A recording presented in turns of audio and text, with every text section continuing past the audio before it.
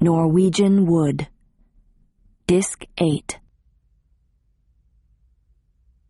Back in the room, Midori told her father she had some business to take care of, and that I would be watching him while she was out. He seemed to have nothing to say to this. It might have meant nothing to him. He just lay there on his back, staring at the ceiling. If he hadn't been blinking every once in a while, he could have passed for dead. His eyes were bloodshot, as if he had been drinking, and each time he took a deep breath, his nose swelled the slightest bit. Otherwise, he didn't move a muscle, and he made no effort to reply to Midori. I couldn't begin to grasp what he might be thinking or feeling in the murky depths of his consciousness. After Midori left, I thought about trying to speak to her father, but I had no idea what to say to him or how to say it, and so I just kept quiet. Before long, he closed his eyes and went to sleep. I sat on the stool by the head of the bed and studied the occasional twitching of his nose, hoping all the while that he might not die on the spot. How strange it would be, I thought, if this man were to breathe his last with me by his side. After all, I had just met him for the first time in my life, and the only thing binding us together was Midori, a girl I happened to know from my history of drama class. He was not dying, though, just sleeping soundly. Bringing my ear close to his face, I could hear his faint breathing. This allowed me to relax and chat with the wife of the man in the next bed. She talked of nothing but Midori on the assumption that I was her boyfriend. "She's really a wonderful girl," she said. "She takes wonderful care of her father. She's kind and gentle and sensitive and solid. And on top of all that, she's pretty. You'd better treat her right. Don't ever let her go.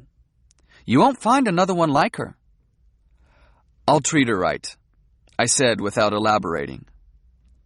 "I have a son and daughter at home. He's 17 and she's 21, and neither of them would ever think of coming to the hospital. The minute school lets out, they're off surfing or dating or whatever. They're terrible. They squeeze me for all the pocket money they can get, and then they disappear." At 1:30, the missus left the hospital room to do some shopping. Both men were sound asleep. Gentle afternoon sunlight flooded the room, and I felt as though I might drift off at any moment atop the stool on which I was perched. White and yellow chrysanthemums in a vase on the table by the window announced to people that it was autumn. In the air floated the sweet smell of boiled fish left untouched from lunch. The nurses continued to clip-clop up and down the hall, talking to one another in clear, penetrating voices.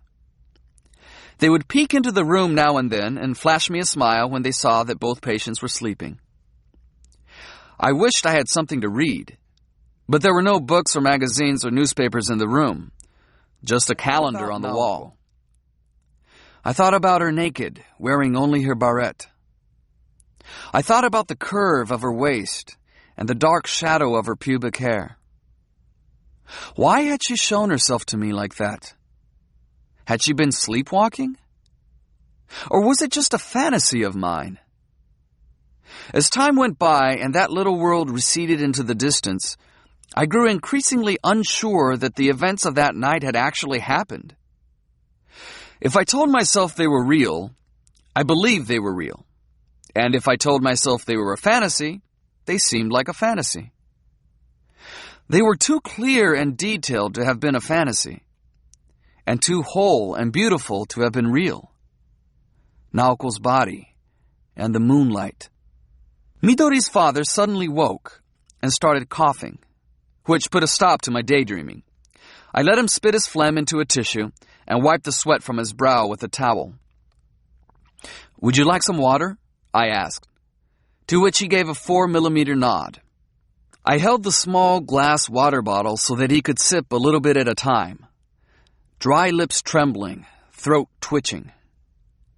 He drank every bit of the seemingly lukewarm water in the bottle. "Would you like some more?" I asked. He seemed to be trying to speak, so I brought my ear close. "That's enough," he said in a small, dry voice. A voice even smaller and drier than before. "Why don't you eat something? You must be hungry." He answered with a slight nod. As Midori had done, I cranked his bed up and started feeding him, alternating spoonfuls of vegetable jelly and boiled fish. It took an incredibly long time to get through half his food, at which point he gave his head a little shake to signal that he had had enough. The movement was almost imperceptible.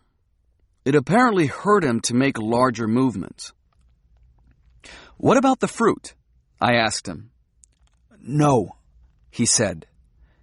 I wiped the corners of his mouth with a towel and made the bed level again before putting the dishes out in the corridor. "Was that good?" I asked him. "Awful," he answered. "Yeah," I said with a smile. "It looked pretty bad." Midori's father could not seem to decide whether to open his eyes further or close them as he lay there silently, staring at me. I wondered if he knew who I was.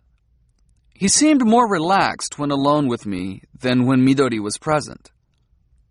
He might have been mistaking me for someone else, or at least that was how I preferred to think of it, I said, perching on the stool and crossing my legs. "It's autumn, Sunday, great weather, and crowded everywhere you go. Relaxing indoors like this is the best thing you can do on such a nice day. It's exhausting to get into those crowds, and the air is bad. I mostly do laundry on Sundays, wash the stuff in the morning, hang it out on the roof of my dorm, take it in before the sun goes down. Do a good job of ironing it. I don't mind ironing at all. There's a special satisfaction in making wrinkled things smooth, and I'm pretty good at it too. Of course, I was lousy at it at first. I put creases and everything.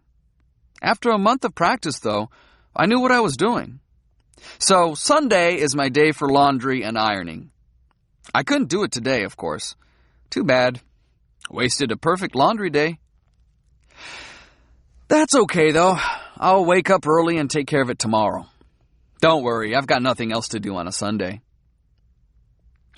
After I do my laundry tomorrow morning and hang it out to dry, I'll go to my 10 o'clock class. It's the one I'm in with Midori, History of Drama. I'm working on Euripides. Are you familiar with Euripides? He was an ancient Greek, one of the big three of Greek tragedy, along with Aeschylus and Sophocles. He supposedly died when a dog bit him in Macedonia, but not everybody buys this. Anyhow, that's Euripides. I like Sophocles better, but I suppose it's a matter of taste. I really can't say which is better. What marks his plays is the way things get so mixed up the characters are trapped. Do you see what I mean? A bunch of different people appear, and they've all got their own situations and reasons and excuses, and each one is pursuing his or her own brand of justice or happiness. As a result, nobody can do anything. Obviously.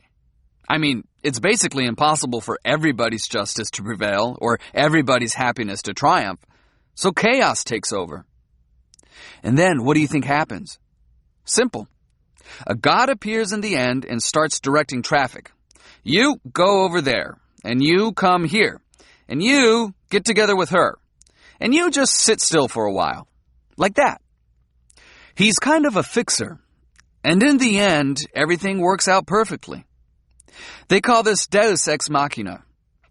There's almost always a Deus Ex Machina in Euripides, and that's the point where critical opinion divides over him. But think about it. What if there were a Deus Ex Machina in real life? Everything would be so easy. If you felt stuck or trapped, some god would swing down from up there and solve all your problems. What could be easier than that? Anyhow, that's history of drama. This is more or less the kind of stuff we study at the university. His father said nothing, but he kept his vacant eyes on me the whole time I was talking. Of course, I couldn't tell from those eyes whether he understood anything at all I was saying. "Peace," I said. After all that talk, I felt starved. I had had next to nothing for breakfast and had eaten only half my lunch. Now I was sorry I hadn't done a better job on lunch, but feeling sorry wasn't going to do me any good. I looked in a cabinet for something to eat, but found only a can of nori, some Vicks cough drops, and soy sauce. The paper bag was still there with cucumbers and grapefruit. "I'm going to eat some cucumbers if you don't mind," I said to Midori's father. He didn't answer. I washed 3 cucumbers in the sink and dribbled a little soy sauce into a dish. Then I wrapped a cucumber in nori, dipped it in soy sauce, and gobbled it down.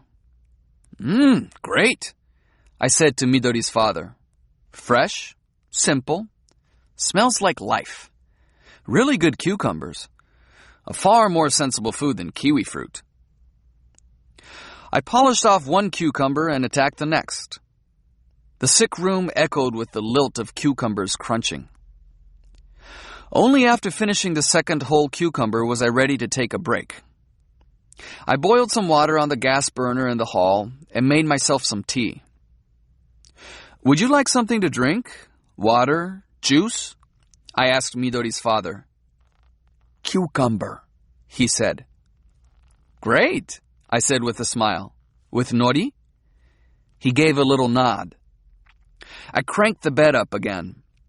Then I cut a bite-sized piece of cucumber, wrapped it with a strip of nori, stabbed the combination with a toothpick, dipped it into soy sauce, and delivered it to the patient's waiting mouth. With almost no change of expression, Midori's father crunched down on the piece again and again, and finally swallowed it. "How was that? Good, huh?" "Good," he said. "It's good when food tastes good," I said. "It's kind of like proof you're alive." He ended up eating the entire cucumber. When he had finished it, he wanted water, so I gave him a drink from the bottle. A few minutes later, he said he needed to pee, so I took the urine jar from under the bed and held it by the tip of his penis. Afterward, I emptied the jar into the toilet and washed it out. Then I went back to the sick room and finished my tea. "How are you feeling?" I asked. "My head," he said. "Hurts?" "A little," he said with a slight frown. "You've just had an operation." "Of course, I've never had one, so I don't know what it's like." "Ticket," he said. "Ticket? What ticket?" "Midori," he said. "Ticket." I had no idea what he was talking about, and just kept quiet. He stayed silent for a time, too. Then he seemed to say, "Please." He opened his eyes wide and looked at me hard. I guessed that he was trying to tell me something, but I couldn't begin to imagine what it was. "Ueno," he said. "Midori." "Ueno Station?" He gave a little nod. I tried to summarize what he was getting at. Ticket, Midori, please, Ueno Station. But I had no idea what it meant. I assumed his mind was muddled, but compared with before, his eyes now had a terrible clarity. He raised the arm that was free of the intravenous contraption and stretched it toward me. This must have been a major effort for him, the way the hand trembled in midair. I stood and grasped his frail, wrinkled hand. He returned my grasp with what little strength he could muster and said again, "Please." "Don't worry," I said. "I'll take care of the ticket and Midori too." He let his hand drop back on the bed and closed his eyes. Then, with a loud rush of breath, he fell asleep. I checked to make sure he was still alive, then went out to boil more water for tea. As I was sipping the hot liquid, I realized that I had developed a kind of liking for this little man on the verge of death.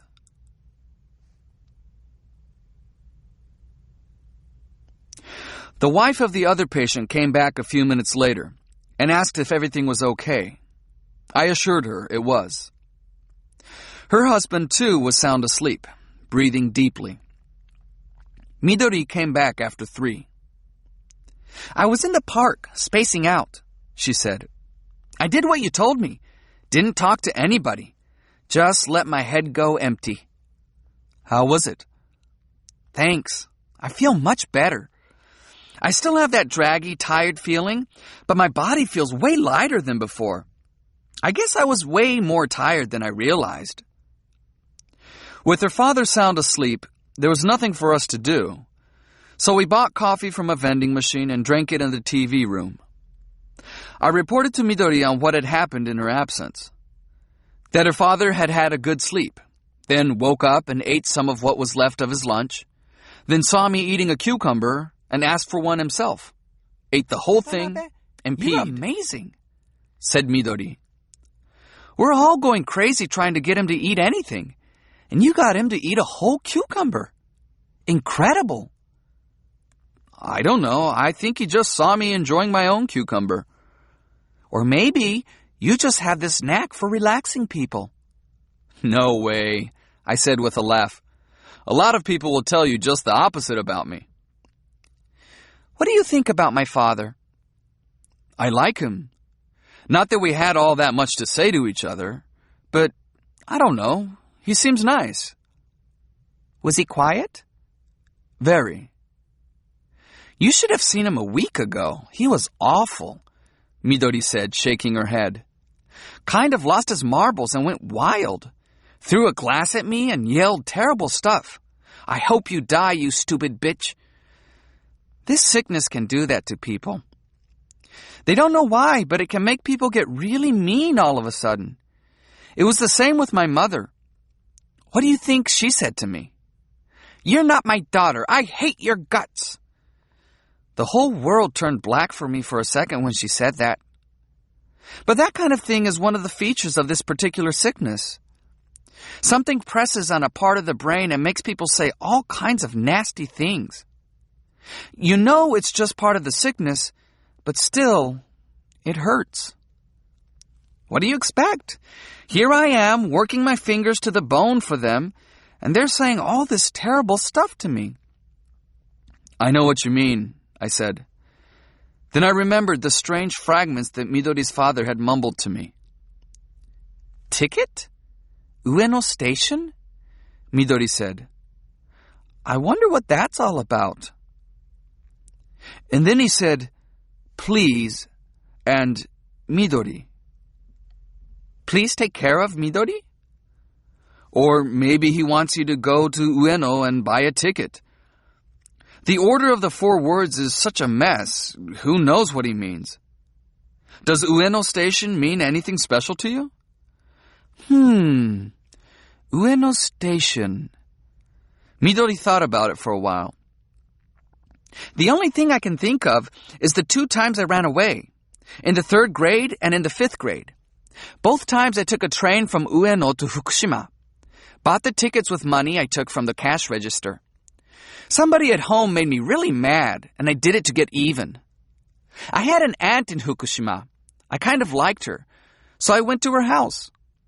My father was the one who brought me home. Came all the way to Fukushima to get me. 100 miles. We ate boxed lunches on the train to Ueno. My father told me all kinds of stuff while we were riding. Just little bits and pieces with long spaces in between. Like about the big earthquake of 1923, or about the war, or about the time I was born. Stuff he didn't usually talk about. Come to think of it, those were the only times my father and I had something like a good, long talk. Just the 2 of us. Say, can you believe this? My father was smack dab in the middle of Tokyo during one of the biggest earthquakes in history. And he didn't even notice it. He was riding through Koishikawa with a cart attached to his bike, and he didn't feel a thing. When he got home, all the tiles had fallen off the roofs in the neighborhood, and everybody in the family was hugging pillars and quaking in their boots. He still didn't get it, And the way he tells it, he asked, "What the hell's going on here?" That's my father's fond recollection of the Great Kanto earthquake. Midori laughed. All his stories of the old days are like that. No drama whatsoever. They're all just a little bit off-center. I don't know, when he tells those stories, you just kind of get the feeling like nothing important has happened in Japan for the past 50 or 60 years. The Young Officers' Uprising of 1936? The Pacific War? They're all kind of, oh yeah, now that you mention it, I guess something like that once happened, kind of things. It's so funny. So anyway, on the train, he'd tell me these stories in bits and pieces while we were riding from Fukushima to Ueno. And at the end, he'd always say, "So that goes to show you, Midori, it's the same wherever you go." I was young enough to be impressed by stuff like that. So is that your fond recollection of Ueno Station? I asked. It sure is, said Midori. Did you ever run away from home, Watanabe? Never did. Why not? Lack of imagination. It never occurred to me to run away. You are so weird, Midori said, cocking her head as though truly impressed. I wonder, I said. Well, anyhow, I think my father was trying to say he wanted you to look after me. Really? Really. I understand things like that, intuitively. So tell me, what was your answer to him? Well, I didn't understand what he was saying, so I just said, okay, don't worry. I take care of both you and the ticket. You promised my father that? You said you'd take care of me? She looked me straight in the eye with a dead serious expression on her face. Not like that, I hastened to correct her. I really didn't know what he was saying, and don't worry, I'm just kidding, she said with a smile. I love that about you. Midori and I finished our coffee and went back to the room. Her father was still sound asleep. If you leaned close, you could hear his steady breathing. As the afternoon deepened, the light outside the hospital window changed to the soft, gentle color of autumn. A flock of birds perched on the electric wire outside, then flew on. Midori and I sat in a corner of the room, talking quietly the whole time. She read my palm and predicted that I would live to 105, marry 3 times, and die in a traffic accident. Not a bad life, I said. Just after 4 o'clock, Midori went to sit by his pillow, wiped the sweat from his brow, gave him water, and asked him about the pain in his head. A nurse came and took his temperature, recorded the number of his urinations, and checked the intravenous equipment. I went to the TV room and watched a little soccer. At 5, I told Midori I would be leaving. To her father, I explained, I have to go to work now. I sell records in Shinjuku from 6 to 10:30. He turned his eyes to me and gave a little nod. Hey, Watanabe? I don't know how to put this, but I really want to thank you for today, Midori said to me when she saw me to the front lobby. I didn't do that much, I said. But if I can be of any help, I'll come next week too. I'd like to see your father again. Really? Well, there's not that much for me to do in the dorm, and if I come here, I get to eat cucumbers. Midori folded her arms and tapped the linoleum with the heel of her shoe. I'd like to go drinking with you again, she said, cocking her head slightly. How about the porno flicks? We'll do that first, and then go drinking, and we'll talk about all the usual disgusting things. I'm not the one who talks about disgusting things, I protested. It's you. Anyhow, we'll talk about things like that and get plastered and go to bed. And you know what happens next? I said with a sigh. I try to do it, and you don't let me, right? She laughed through her nose. Anyhow, I said, pick me up again next Sunday morning. We'll come here together. With me in a little longer skirt? Definitely, I said.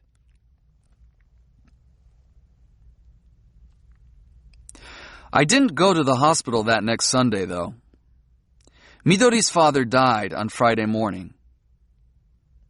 She called at 6:30 in the morning to tell me that. The buzzer letting me know I had a phone call went off, and I ran down to the lobby with a cardigan thrown over my pajamas. A cold rain was falling silently. "My father died a few minutes ago," Midori said in a small, quiet voice. I asked her if there was anything I could do. "Thanks," she said. "There's really nothing. We're used to funerals. I just wanted to let you know." A kind of sigh escaped her lips. "Don't come to the funeral, okay? I hate stuff like that. I don't want to see you there." "I get it," I said. "Will you really take me to a porno movie?" "Of course I will. A really disgusting one." "I'll research the matter thoroughly." "Good. I'll call you," Midori said and hung up. A week went by, though, without a word from Midori. No calls, no sign of her in the classroom. I kept hoping for a message from her whenever I went back to the dorm, but there were never any. One night, I tried to keep my promise by thinking of her when I masturbated, but it didn't work. I tried switching over to Naoko, but not even Naoko's image was any help that time. It seemed so ridiculous I gave up. Instead, I took a swig of whiskey, brushed my teeth, and went to bed. I wrote a letter to Naoko on Sunday morning. One thing I told her about was Midori's father. I went to the hospital to visit the father of a girl in one of my classes and ate some cucumbers in his room. When he heard me crunching on them, he wanted some too, and he ate his with the same crunching sound. 5 days later, though, he died. I still have a vivid memory of the tiny crunching he made when he chewed his pieces of cucumber. People leave strange little memories of themselves behind when they die. My letter went on. "I think of you and Deko and the birdhouse while I lie in bed after waking up in the morning. I think about the peacock and pigeons and parrots and turkeys and about the rabbits.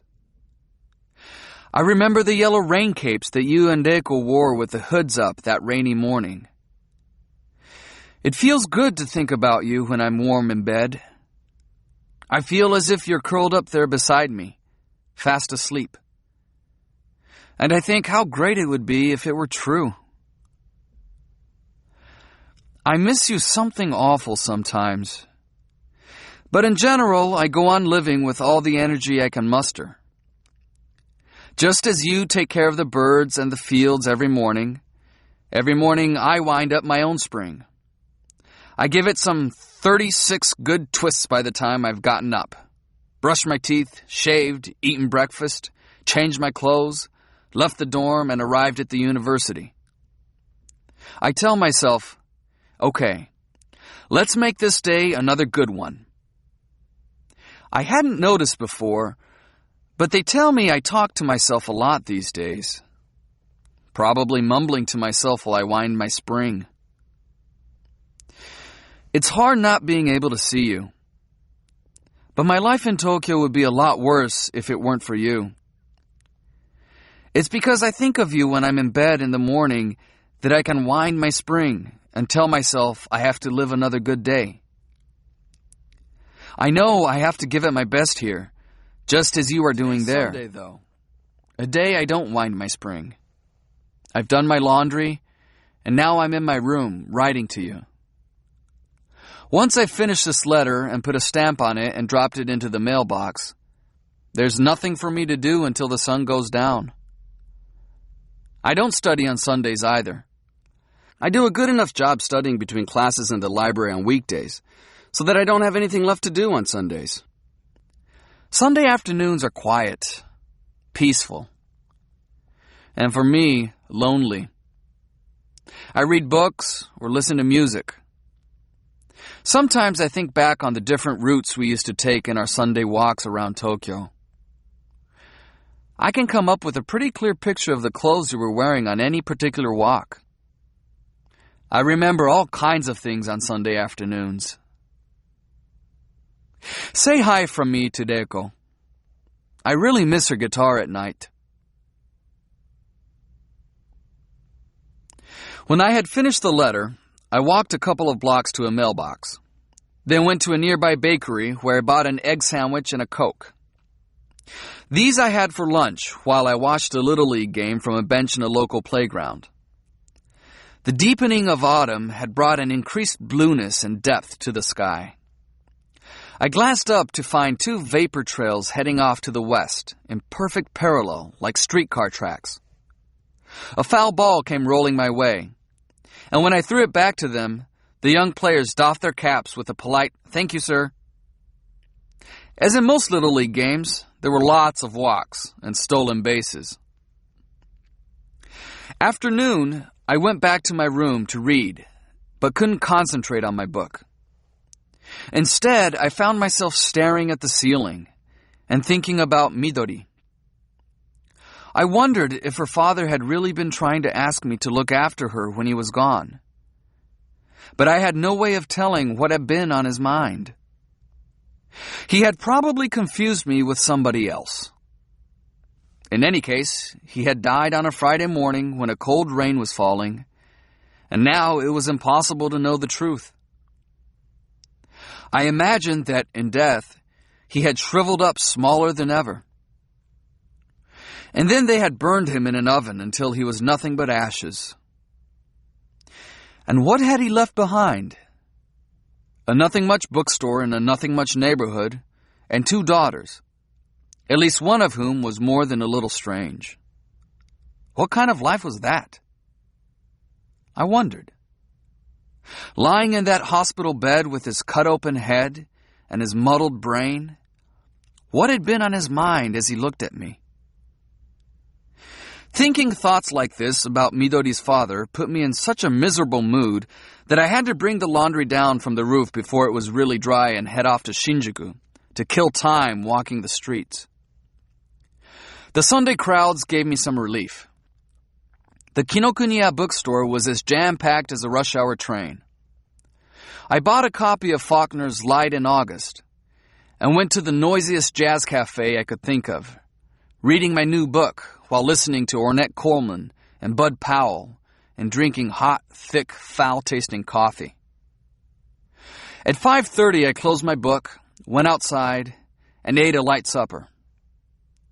How many Sundays, how many hundreds of Sundays like this lay ahead of me? Quiet, peaceful, and lonely, I said aloud to myself. On Sundays, I didn't wind my spring.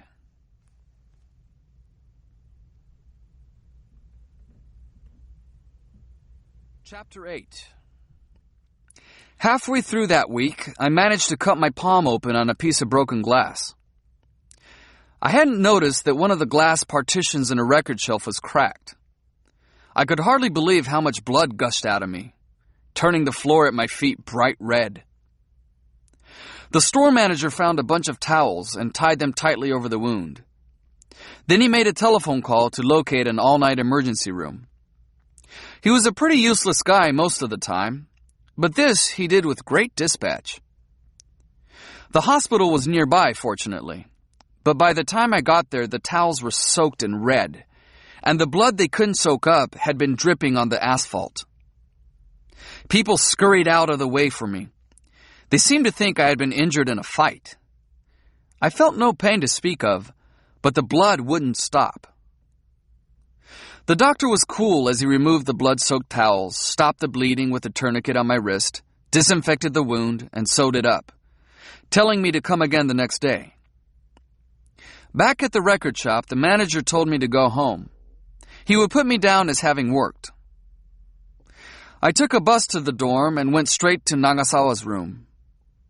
With my nerves on edge over the cut, I wanted to talk to somebody, and I felt I hadn't seen Nagasawa for a long time. I found him in his room drinking a can of beer and watching a Spanish lesson on TV. "What the hell happened to you?" he asked when he saw my bandage. I said I had cut myself, but that it was nothing much. He asked if I wanted a beer, and I said no thanks. "Just wait, this'll be over in a minute," said Nagasawa, and he went on practicing his Spanish pronunciation. I boiled some water and made myself a cup of tea with a tea bag. A Spanish woman recited example sentences. "I have never seen such terrible rain. Many bridges were washed away in Barcelona." Nagasawa read the text aloud in Spanish. "What awful sentences," he said. "This kind of shit is all they ever give you." When the program ended, Nagasawa turned off the TV and took another beer from his small refrigerator. "Are you sure I'm not in the way?" I asked. "Hell no. I was bored out of my mind. Sure you don't want a beer?" "No, I really don't," I said. "Oh yeah, they posted the exam results the other day. I passed." "The Foreign Ministry exam?" "That's it. Officially it's called the Foreign Affairs Public Service Personnel First Class Service Examination." What a joke. "Congratulations," I said and gave him my left hand to shake. "Thanks." "Of course, I'm not surprised you passed." "No, neither am I," Nagasawa laughed. "But it's nice to have a country once you get in." "Nah, first they give you a year of training. Then they send you overseas for a while." I sipped my tea, and he drank his beer with obvious enjoyment. "I'll give you this refrigerator when I get out of here," said Nagasawa. "You'd like to have it, wouldn't you? It's great for beer." "Sure, I'd like to have it. But won't you need it? You'll be living in an apartment or something." "Don't be stupid. When I get out of this place, I'm buying myself a big refrigerator.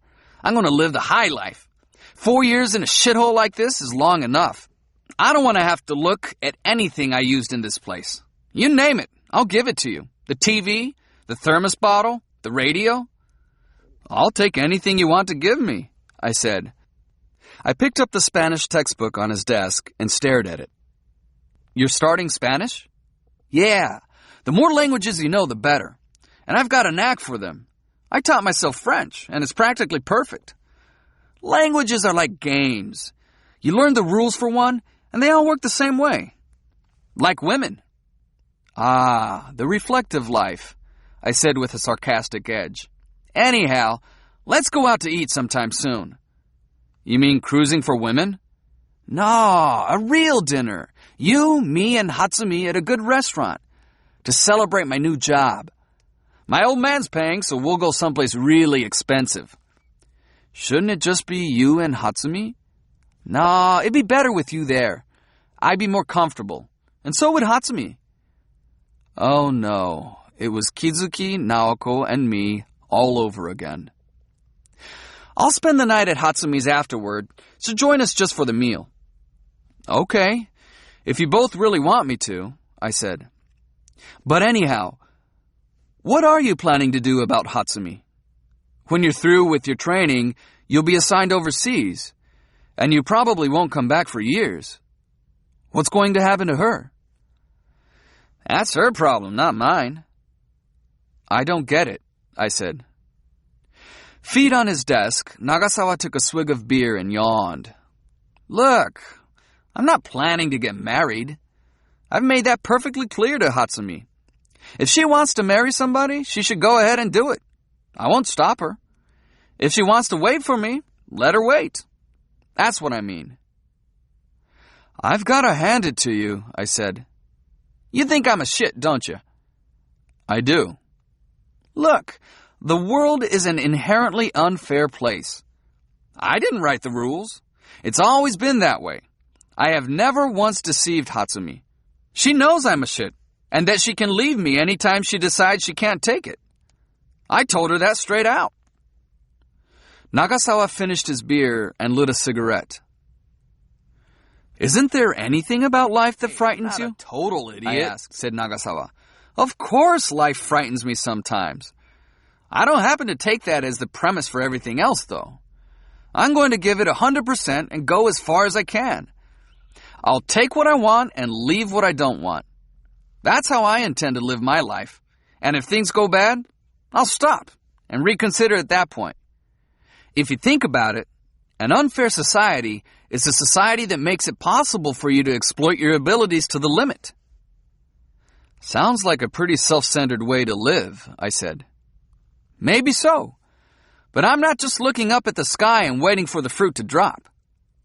In my own way, I'm working hard. I'm working 10 times harder than you are. That's probably true, I said. I look around me sometimes and I get sick to my stomach. Why the hell don't these bastards do something, I wonder? They don't do a damn thing, and then they bitch. Amazed at the harshness of his tone, I looked at Nagasawa. The way I see it, people are working hard. They're working their fingers to the bone. Or am I looking at things wrong? That's not hard work, it's just manual labor, Nagasawa said with finality. The hard work I'm talking about is more self-directed and purposeful. You mean like studying Spanish when the job season ends and everybody else is taking it easy? That's it. I'm going to have Spanish mastered by next spring. I've got English and German and French down pat, and I'm most of the way there with Italian. You think things like that happen without hard work? Nagasawa puffed on his cigarette while I thought about Midori's father. There was one man who had probably never even thought about starting Spanish lessons on TV.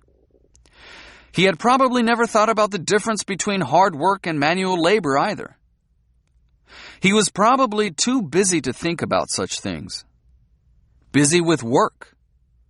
And busy bringing home a daughter who had run away to Fukushima. So about that dinner of ours, said Nagasawa, would this Saturday be okay for you? Fine, I said. Nagasawa picked a fancy French restaurant in a quiet back street of Azabu. He gave his name at the door, and the two of us were shown to a secluded private room. Some 15 prints hung on the walls of the small chamber. While we waited for Hatsumi to arrive, Nagasawa and I sipped a delicious wine and chatted about the novels of Joseph Conrad. He wore an expensive-looking gray suit. I had on an ordinary blue blazer. Hatsumi arrived 15 minutes later. She was carefully made up and wore gold earrings, a beautiful deep blue dress, and tasteful red pumps. When I complimented her on the color of the dress, she told me it was called Midnight Blue, said Hatsumi. My old man always eats here when he comes to Tokyo, said Nagasawa. I came here with him once. I'm not crazy about these snooty places. It doesn't hurt to eat in a place like this once in a while, said Hatsumi. Turning to me, she asked, Don't you agree? I guess so, as long as I'm not paying. My old man usually brings his woman here, said Nagasawa. He's got one in Tokyo, you know. Really? Asked Hatsumi. I took a sip of wine, as if I had never heard anything. Eventually, a waiter came and took our orders. After choosing hors d'oeuvres and soup, Nagasawa ordered duck, and Hatsumi and I ordered sea bass. The food arrived at a leisurely pace, which allowed us to enjoy the wine and conversation. Nagasawa spoke first of the foreign ministry exam. Most of the examinees were scum, who might as well be thrown into a bottomless pit, he said, though he supposed there were a few decent ones in the bunch. I asked if he thought the proportion of good ones to scum was higher or lower than in society in general. It's the same, he said. Of course. It was the same everywhere, he added. An immutable law. Nagasawa ordered a second bottle of wine when he had finished the first, and for himself he ordered a double scotch. Hatsumi then began talking about a girl she wanted to fix me up with. This was a perpetual topic for the two of us. She was always telling me about some cute freshman in my club, and I was always running away. She's really nice, though, and really cute. I'll bring her along next time. You ought to talk to her. I'm sure you'll like her. It's a waste of time, Hatsumi, I said. I'm too poor to go out with girls from your school. I can't talk to them. Don't be silly, she said. This girl is simple and natural and unaffected. Come on, Watanabe, said Nagasawa. Just meet her. You don't have to screw her. I should say not, said Hatsumi. This one's a virgin. Like you used to be, said Nagasawa. Exactly, said Hatsumi with a bright smile. Like I used to be. But really, she said to me, don't give me that stuff about being too poor. It's got nothing to do with anything. Sure, there are a few super stuck-up girls in every class, but the rest of us are just ordinary people. We all eat lunch in the school cafeteria for 250 yen. Now, wait just a minute, Hatsumi, I said, interrupting her. In my school, the cafeteria has 3 lunches, A, B, and C. The A lunch is 120 yen. The B lunch is 100 yen. And the C lunch is 80 yen. Everybody gives me dirty looks when I eat the A lunch, and guys who can't afford the C lunch eat ramen noodles for 60 yen. That's the kind of school I go to. You still think I can talk to girls from your school? Laughing. That's so cheap, she said. Maybe I should go there for lunch. But really, Toru, you're such a nice guy. I'm sure you'd get along with this girl. She might even like the 120 yen lunch. No way, I said with a laugh. Nobody eats that stuff because they like it. They eat it because they can't afford anything else. Anyhow, don't judge a book by its cover. It's true we go to this hoity-toity girls' school, but lots of us there are serious people who think serious thoughts about life. Not everybody is looking for a boyfriend with a sports car. I know that much, I said. Watanabe's got a girl. He's in love, said Nagasawa. But he won't say a word about her. He's as tight-lipped as they come. A riddle wrapped in an enigma. Really? Hatsumi asked me. Really, I said. But there's no riddle involved here. It's just that the situation is a complicated one and hard to talk about. An illicit love? Ooh, you can talk to me. I took a sip of wine to avoid answering. See what I mean? Said Nagasawa, at work on his 3rd whiskey. Tight-lipped. When this guy decides he's not going to talk about something, nobody can drag it out of him.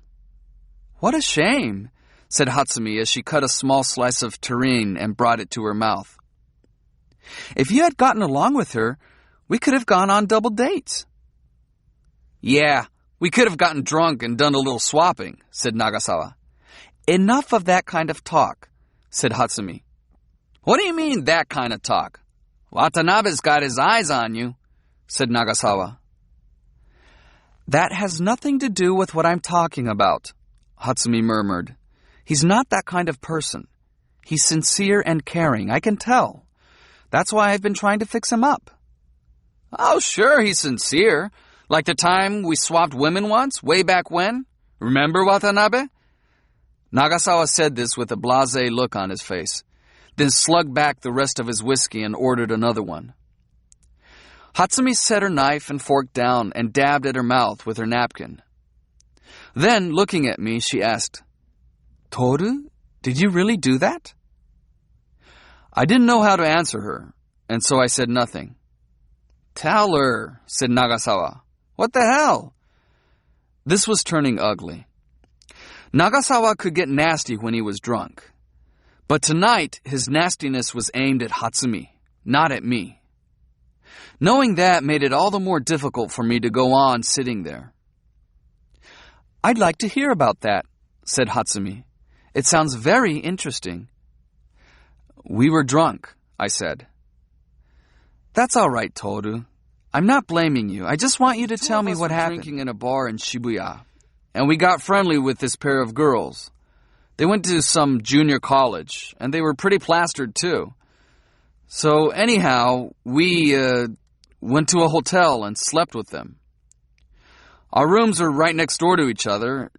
In the middle of the night, Nagasawa knocked on my door and said we should change girls. So I went to his room, and he came to mine. Didn't the girls mind? No, they were drunk, too. Anyway, I had a good reason for doing it, said Nagasawa. A good reason? Well, the girls were too different. One was really good looking, but the other was a dog. It seemed unfair to me. I got the pretty one, but Watanabe got stuck with the other one. That's why we swapped. Right, Watanabe? Yeah, I guess so, I said. But in fact, I had liked the not pretty one. She was fun to talk to, and she was a nice person. After we had sex, we were enjoying talking to each other in bed when Nagasawa showed up and suggested we change partners. I asked the girl if she minded, and she said it was okay with her if that's what we wanted. She probably figured I wanted to do it with the pretty one. Was it fun? Hatsumi asked me. Switching, you mean? The whole thing. Not especially. It's just something you do. Sleeping with girls that way is not all that much fun. So why do you do it? Because of me, said Nagasawa. I'm asking Toru. Hatsumi shot back at Nagasawa. Why do you do something like that? Because sometimes I have this tremendous desire to sleep with a girl. If you're in love with someone, can't you manage one way or another with her? Hatsumi asked after a few moments' thought. It's complicated. Hatsumi sighed. At that point, the door opened and the waiters brought the food in. Nagasawa was presented with his roast duck, and Hatsumi and I received our sea bass.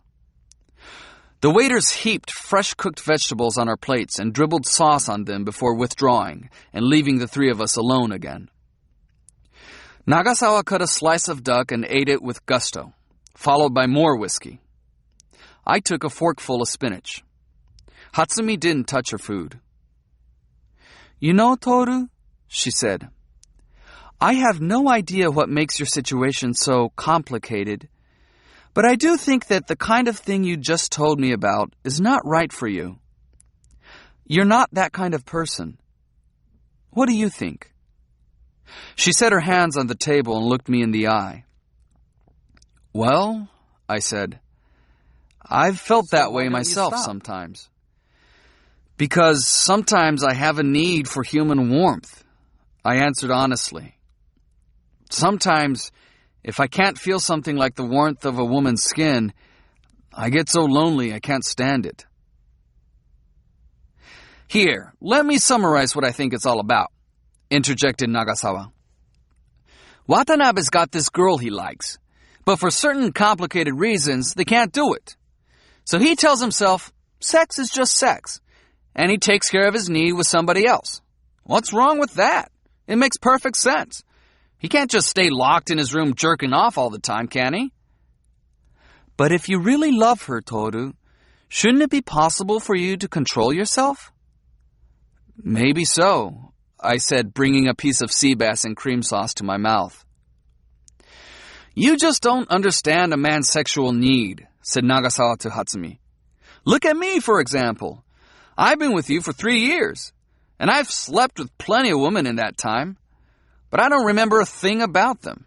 I don't know their names. I don't remember their faces. I slept with each of them exactly once. Meet them, do it, so long, that's it. What's wrong with that? What I can't stand is that arrogance of yours, said Hatsumi in a soft voice. Whether you sleep with other women or not is beside the point. I've never really gotten angry at you for fooling around, have I? You can't even call what I do fooling around. It's just a game. Nobody gets hurt, said Nagasawa. I get hurt, said Hatsumi. Why am I not enough for you? Nagasawa kept silent for a moment and swirled the whiskey in his glass. It's not that you're not enough for me. That's another phase, another question. It's just a hunger I have inside me. If I've hurt you, I'm sorry. But it's not a question of whether or not you're enough for me. I can only live with that hunger. That's the kind of man I am. That's what makes me me. There's nothing I can do about it, don't you see? At last, Hatsumi picked up her silverware and started eating her fish. At least you shouldn't drag Toru into your games. We're a lot alike, though, Watanabe and me, said Nagasawa. Neither of us is interested, essentially, in anything but ourselves. Okay, so I'm arrogant and he's not. But neither of us is able to feel any interest in anything other than what we ourselves think or feel or do.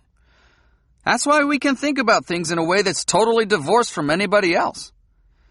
That's what I like about him. The only difference is that he hasn't realized this about himself, and so he hesitates and feels hurt. What human being doesn't hesitate and feel hurt? Hatsumi demanded. Are you trying to say that you have never felt those things? Of course I have, but I've disciplined myself to where I can minimize them. Even a rat will choose the least painful route if you shock him enough. Rats don't fall in love. Nagasawa looked at me. That's great. We should have background music for this. A full orchestra with 2 harps and... Don't make fun of me. I'm serious. We're eating, said Nagasawa. And Watanabe's here. It might be more civil for us to confine serious talk to another occasion. I can leave, I said. No, said Hatsumi. Please stay. It's better with you here. At least have dessert, said Nagasawa. I don't mind, really. The 3 of us went on eating in silence for a time.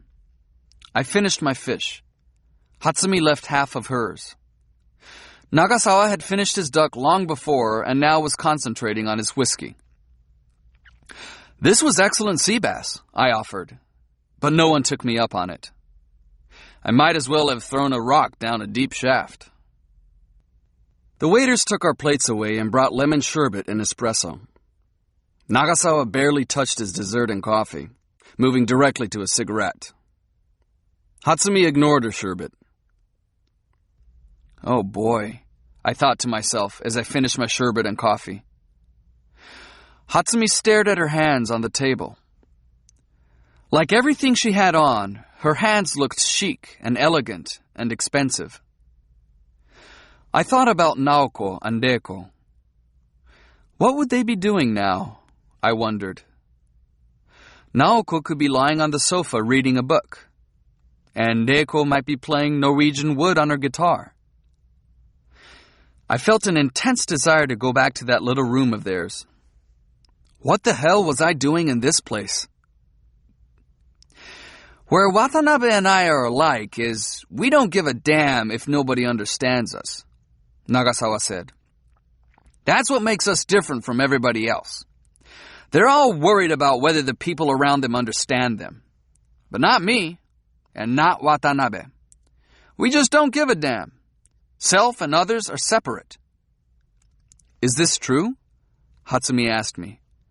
No way, I said. I'm not that strong. I don't feel it's okay if nobody understands me. I've got people I want to understand and be understood by. But aside from those few, well, I figure it's kind of hopeless. I don't agree with Nagasawa. I do care if people understand me. That's practically the same thing as what I'm saying, said Nagasawa, picking up his coffee spoon. It is the same. It's the difference between a late breakfast or an early lunch. Same time, same food, different name. Now Hatsumi spoke to Nagasawa. Don't you care whether I understand you or not? I guess you don't get it. Person A understands person B because the time is right for that to happen. Not because person B wants to be understood by person A. Is it a mistake for me to feel that I want to be understood by someone? By you, for example? No, it's not a mistake, answered Nagasawa. Most people would call that love, if you think you want to understand me. My system for living is way different from other people's system for living. So what you're saying is you're not in love with me. Is that it?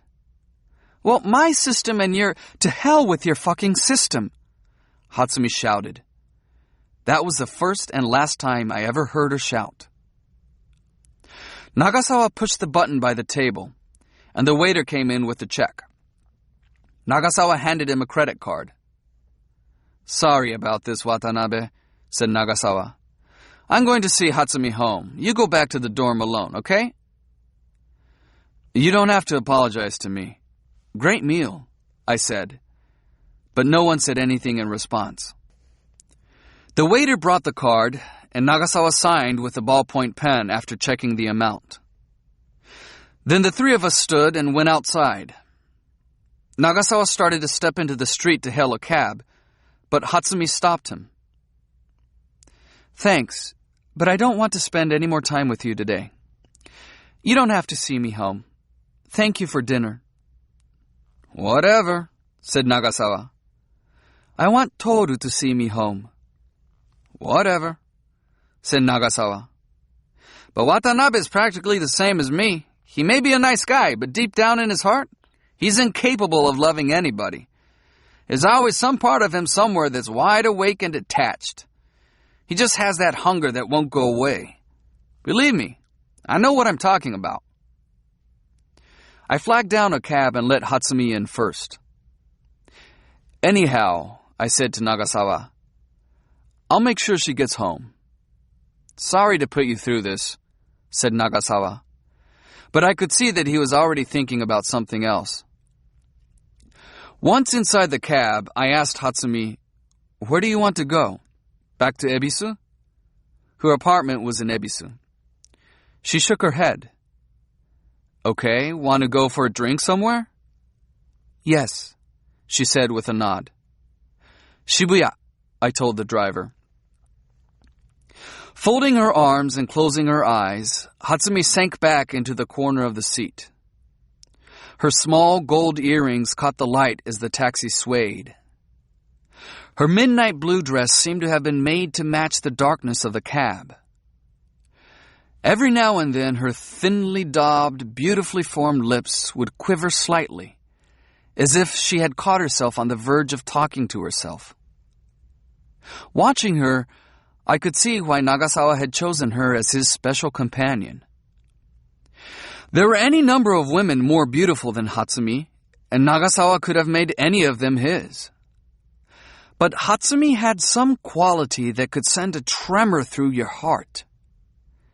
It was nothing forceful. The power she exerted was a subtle thing, but it called forth deep resonances. I watched her all the way to Shibuya and wondered, without ever finding an answer, what this emotional reverberation that I was feeling could be. It finally hit me some dozen or so years later. I had come to Santa Fe to interview a painter and was sitting in a local pizza parlor, drinking beer and eating pizza and watching a miraculously beautiful sunset. Everything was soaked in brilliant red. My hand, the plate, the table, the world, as if some special kind of fruit juice had splashed down on everything. In the midst of this overwhelming sunset, the image of Hatsumi flashed into my mind. And in that moment, I understood what that tremor of the heart had been. It was a kind of childhood longing that had always remained and would forever remain unfulfilled. I had forgotten the existence of such innocent, all but seared-in longing. Forgotten for years to remember that such feelings had ever existed inside me. What Hatsumi had stirred in me was a part of my very self that had long lain dormant. And when the realization struck me, it aroused such sorrow I almost burst into tears. She had been an absolutely special woman. Someone should have done something, anything, to save her. But neither Nagasawa nor I could have managed that. As so many of those I knew had done, Hatsumi reached a certain stage in life and decided, almost on the spur of the moment, to end it. 2 years after Nagasawa left for Germany, she married. And 2 years after that, she slashed her wrists with a razor blade. It was Nagasawa, of course, who told me what had happened. His letter from Bonn said this: "Hatsumi's death has extinguished something. This is unbearably sad and painful, even to me." I ripped his letter to shreds and threw it away. I never wrote to him again. Hatsumi and I went to a small bar and downed several drinks. Neither of us said much. Like a bored, old married couple, we sat opposite each other, drinking in silence and munching peanuts. When the place began to fill up, we went out for a walk. Hatsumi said she would pay the bill, but I insisted on paying because the drinks had been my idea. There was a deep chill in the night air. Hatsumi wrapped herself in her pale gray cardigan and walked by my side in silence. I had no destination in mind as we ambled through the nighttime streets, my hands shoved deep into my pockets. This was just like walking with Naoko, it occurred to me. We could shoot pool around here? Hatsumi asked me without warning. Pool? You shoot pool? Yeah, I'm pretty good. How about you? I play a little four-ball. Not that I'm very good at it. Okay then, let's go. We found a pool hall nearby and went in. It was a small place at the far end of an alley. The two of us, Hatsumi in her chic dress and I in my blue blazer and regimental tie, clashed with the scruffy pool hall. But this didn't seem to concern Hatsumi at all as she chose and chalked her cue. She pulled a barrette from her bag and held her hair aside at one temple to keep it from interfering with her game. We played 2 rounds of four-ball. Hatsumi was as good as she had claimed to be, while my own game was hampered by the thick bandage I still wore on my cut hand. She crushed me. "You're great," I said in admiration. You mean appearances can be deceiving? She asked as she sized up a shot, smiling. "Where'd you learn to play like that?" My grandfather, my father's father, was an old playboy. He had a table in his house. I used to shoot pool with my brother just for fun, and when I got a little bigger, my grandfather taught me the right moves. He was a wonderful guy, stylish, handsome. He's dead now, though. He always used to boast how he once met Deanna Durbin in New York. She got 3 in a row, then missed on the 4th try. I managed to squeeze in a ball, then missed an easy shot. "It's the bandage," said Hatsumi to comfort me. "No, it's because I haven't played in such a long time," I said.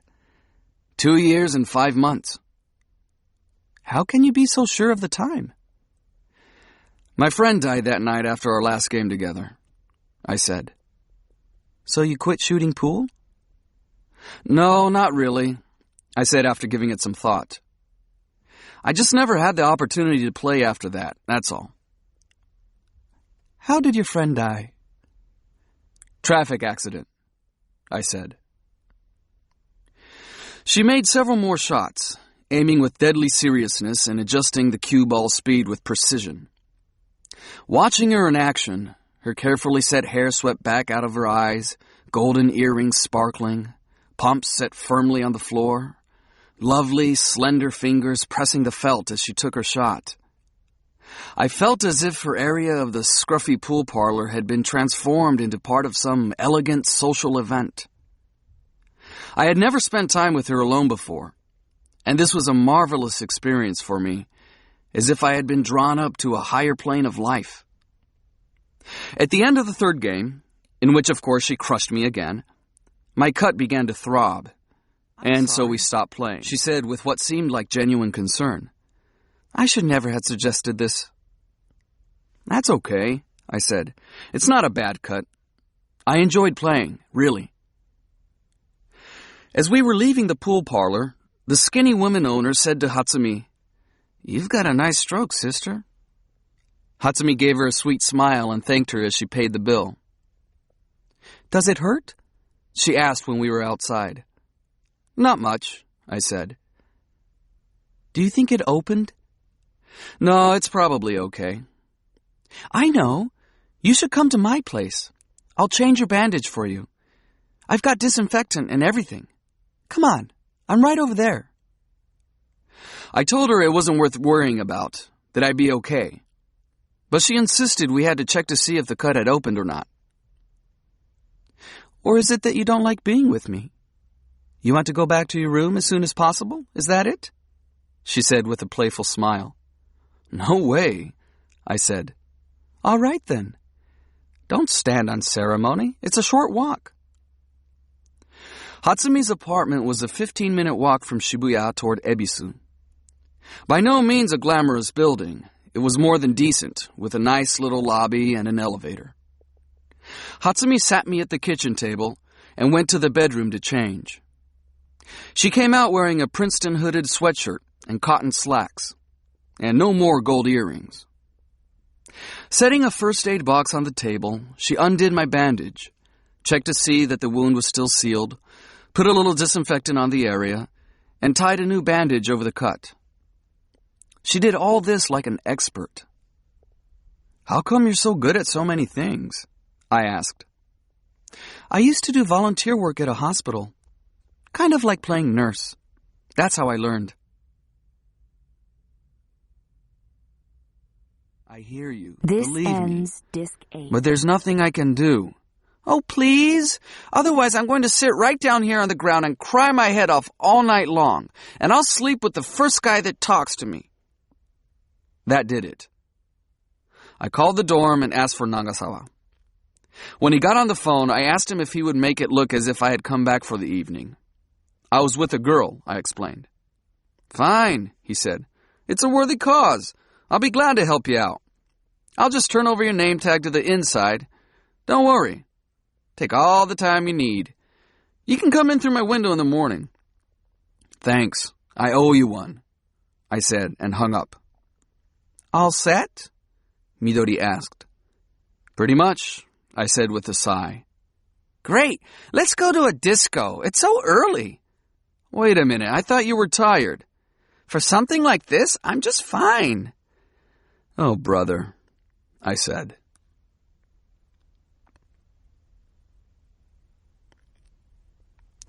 And she was right.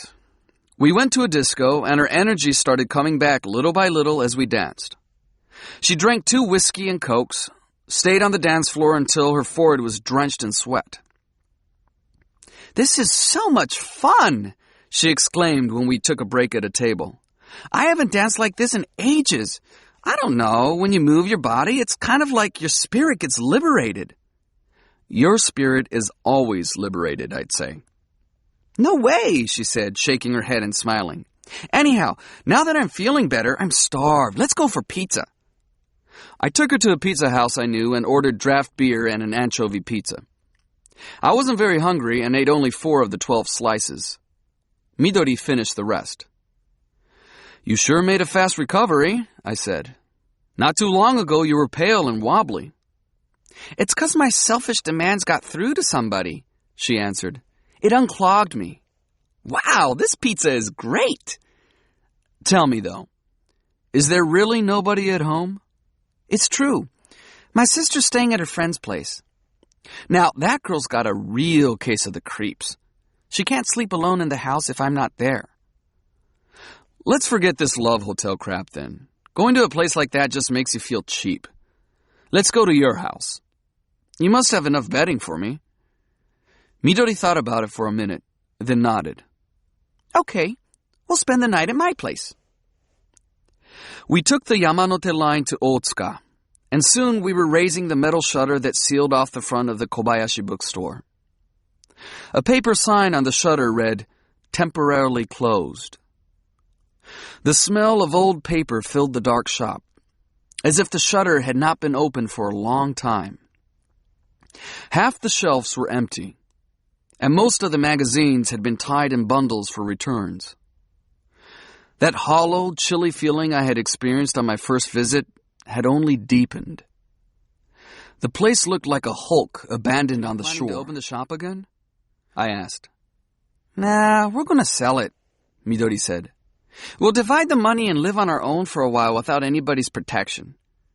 My sister's getting married next year, and I've got 3 more years of school.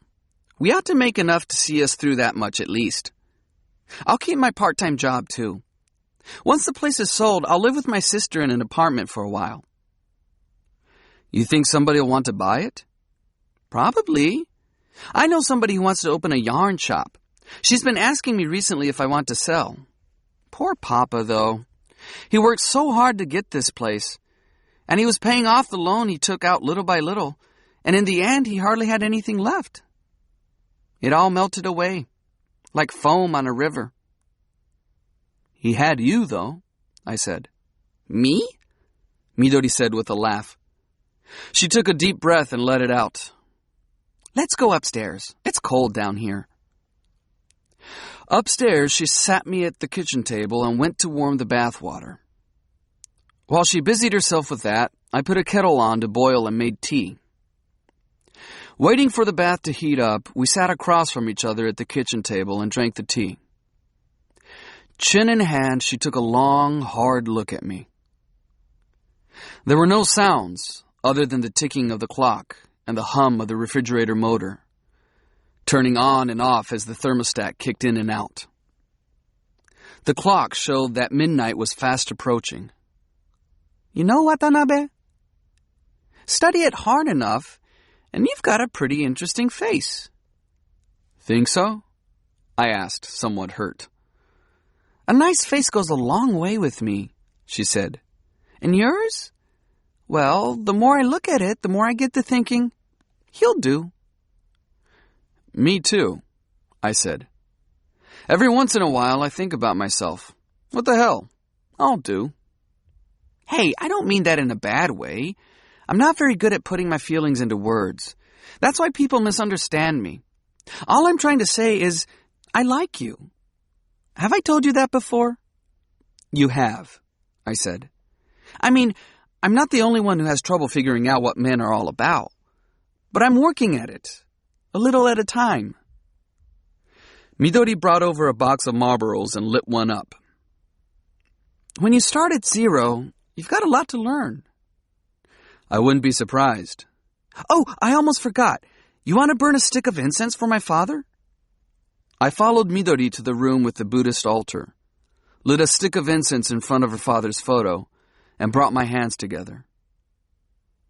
Know what I did the other day? Midori asked. I got all naked in front of my father's picture, took off every stitch of clothing and let him have a good long look. Kind of in a yoga position, like, here, Daddy, these are my tits, and this is my cunt. Something like that? I asked. I don't know. I just wanted to show him. I mean, half of me comes from his sperm, right? Why shouldn't I show him? Here's the daughter you made. I was a little drunk at the time. I suppose that had something to do with it. I suppose. My sister walked in and fell over. There I was in front of my father's memorial portrait, all naked with my legs spread. I guess anybody'd be kind of surprised. I guess so.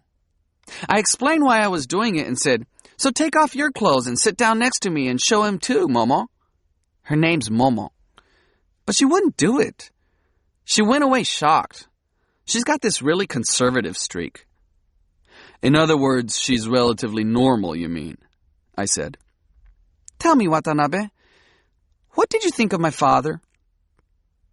I'm not good with people I've just met, but it didn't bother me being alone with him. I felt pretty comfortable with him. We talked about all kinds of stuff. What kind of stuff? Euripides, I said. Midori laughed out loud. You're so weird. Nobody talks about Euripides with a dying person they've just met. Well, nobody sits in front of her father's memorial portrait with their legs spread either. Midori chuckled and gave the altar bell a ring. Good night, Daddy. We're going to have some fun now, so don't worry and get some sleep. You're not suffering anymore, right? You're dead, right? I'm sure you're not suffering. If you are, you'd better complain to the gods. Tell them it's just too cruel. I hope you meet Mommy and the two of you really do it. I saw your wee-wee when I helped you pee. It was pretty impressive. So give it everything you've got. Good night.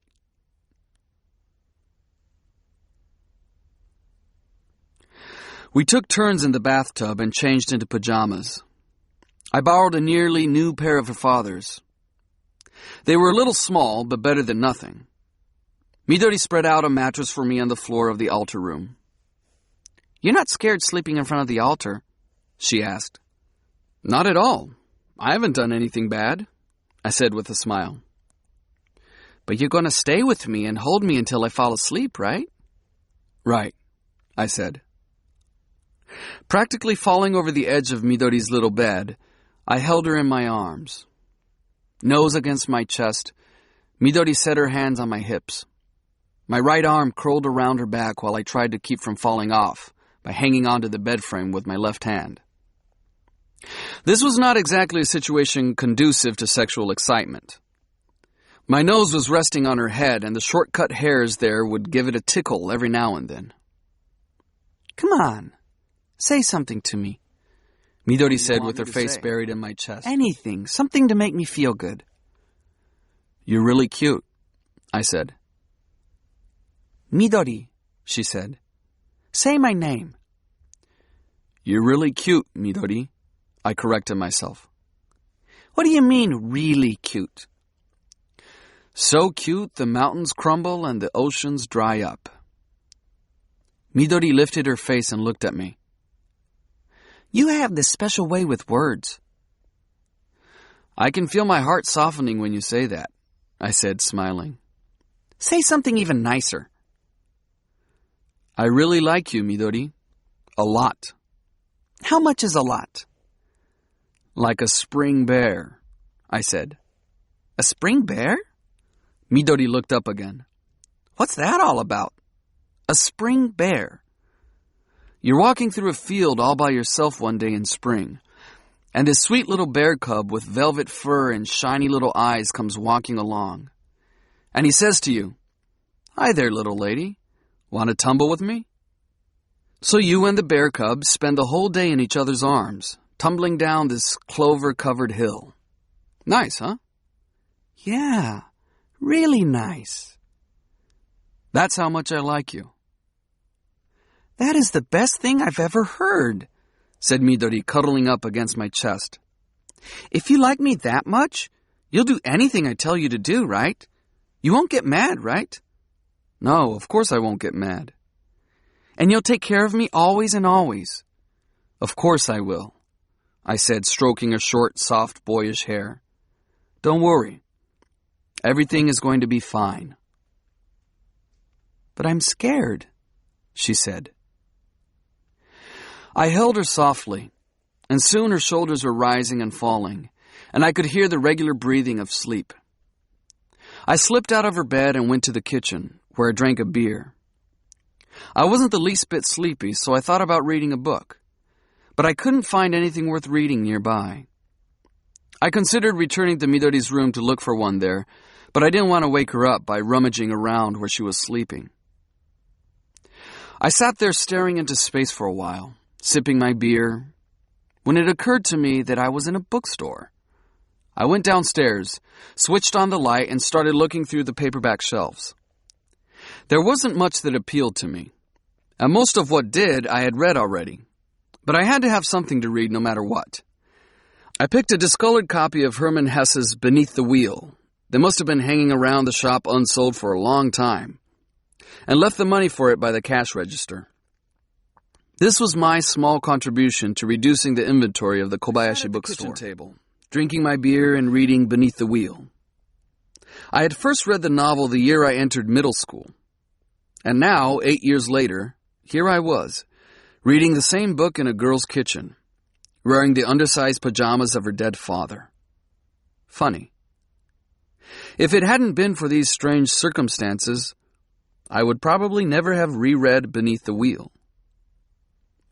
The book did have its dated moments, but as a novel, it wasn't bad. I moved through it slowly, enjoying it line by line in the hushed bookstore in the middle of the night.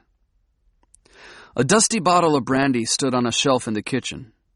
I poured a little into a coffee cup and sipped it. The brandy warmed me, but it did nothing to help me feel sleepy. I went to check on Midori a little before 3, but she was sound asleep. She must have been exhausted. The lights from the block of shops beyond the window cast a soft white glow, like moonlight, over the room. Midori slept with her back to the light. She lay so perfectly still, she might have been frozen stiff. Bending over, I caught the sound of her breathing. She slept just like her father. The suitcase from her recent travels stood by the bed. Her white coat hung on the back of a chair. Her desktop was neatly arranged, and on the wall over the desk hung a Snoopy calendar. I nudged the curtain aside and looked down at the deserted shops. Every store was closed, their metal shutters down. The vending machines hunched in front of the liquor store, the only sign of something waiting for the dawn. The moan of long-distance truck tires sent a deep shudder through the air every now and then. I went back to the kitchen, poured myself another shot of brandy, and went on reading Beneath the Wheel. By the time I finished the book, the sky was growing light. I made myself some instant coffee and used some notepaper and a ballpoint pen I found on the table to write a message to Midori. I drank some of your brandy. I bought a copy of Beneath the Wheel. It got light out, so I'm going home. Goodbye. Then, after some hesitation, I wrote, You look really cute when you're sleeping. I washed my coffee cup, switched off the kitchen light, went downstairs, quietly lifted the shutter, and went outside. I worried that a neighbor might find me suspicious, but there was no one on the street at 5:50-something in the morning. Only the crows were on their usual rooftop perch, glaring down at the street.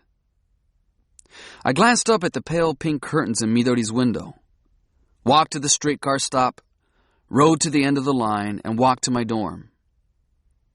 On the way, I found an open eatery and had myself a breakfast of rice, miso soup, pickled vegetables, and fried eggs. Circling around to the back of the dorm, I gave a little knock on Nagasawa's first-floor window. He let me in right away. Coffee? He asked. Nah. I thanked him, went up to my room, brushed my teeth, took my pants off, got under the covers, and clamped my eyes shut. Finally, a dreamless sleep closed over me like a heavy lead door.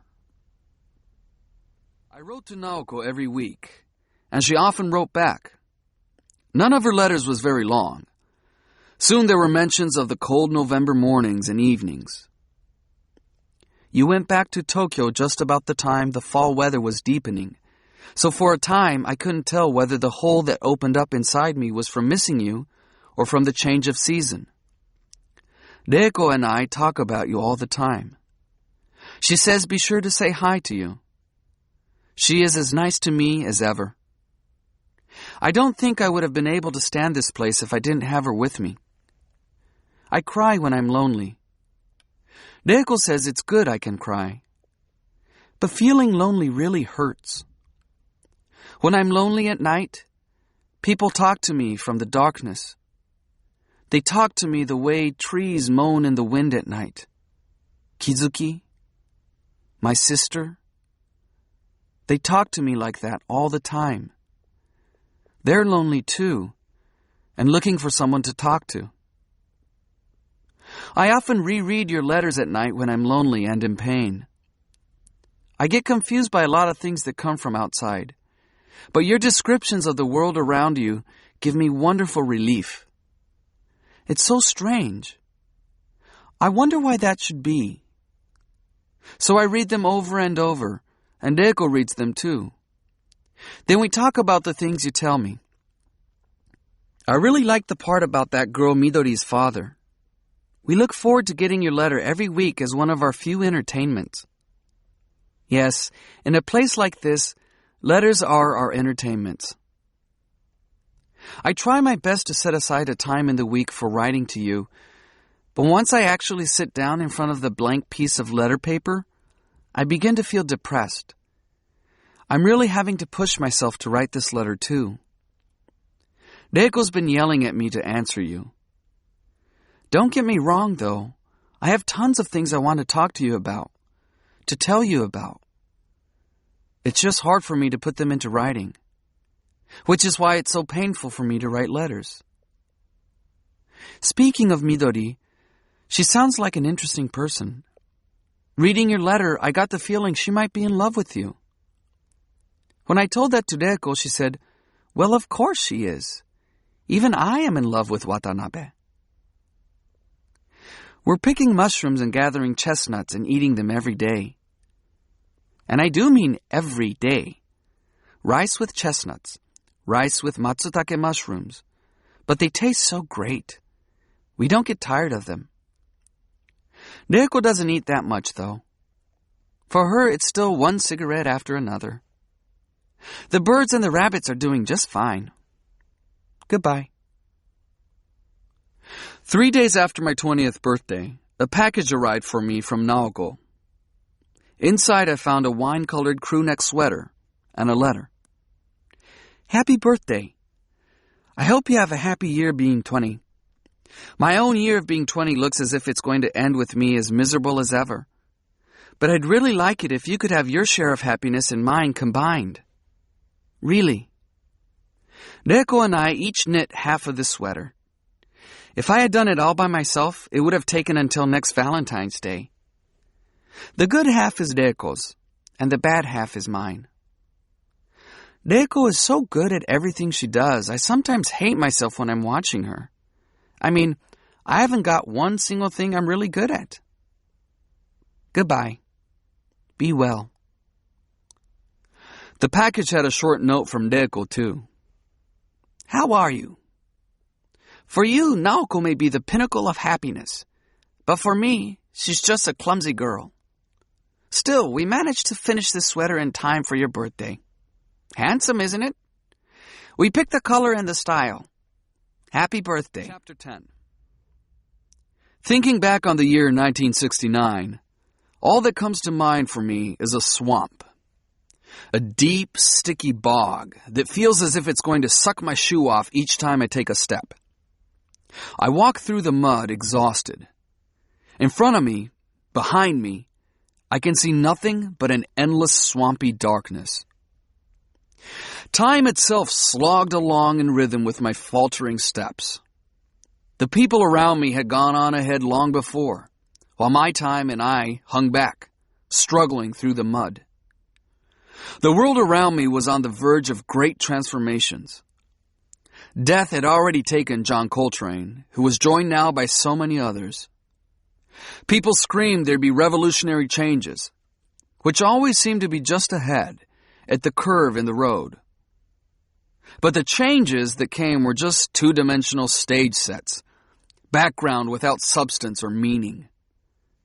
I trudged along through each day in its turn, looking up only rarely, eyes locked on the endless swamp that lay before me, planting my right foot, raising my left, planting my left foot, raising my right.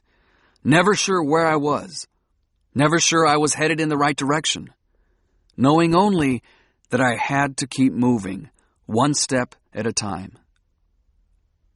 I turned 20. Autumn gave way to winter. But in my life, nothing changed in any significant way. Unexcited, I went to my classes, worked 3 nights a week in the record store, reread The Great Gatsby now and then, and when Sunday came, I would do my wash and write a long letter to Naoko. Sometimes I would go out with Midori for a meal or to the zoo or a movie. The sale of the Kobayashi bookstore went off as planned, and Midori and her sister moved into a 2-bedroom apartment near Myogadani, a more upscale neighborhood. Midori would move out when her sister got married and take a unit by herself, she said. Meanwhile, she invited me to their new apartment for lunch once. It was a sunny, handsome place, and Midori seemed to enjoy living there far more than she had over the Kobayashi bookstore. Every once in a while, Nagasawa would suggest that we go out on one of our excursions, but I always found something I had to do instead. I just didn't want to bother. Not that I didn't like the idea of sleeping with girls.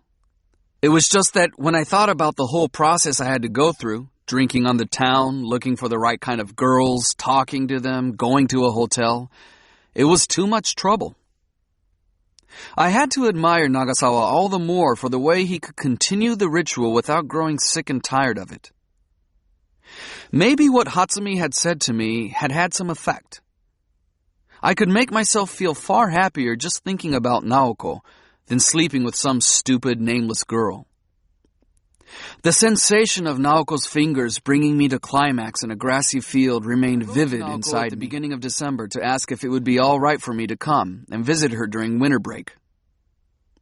An answer came from Reiko, saying they would love to have me.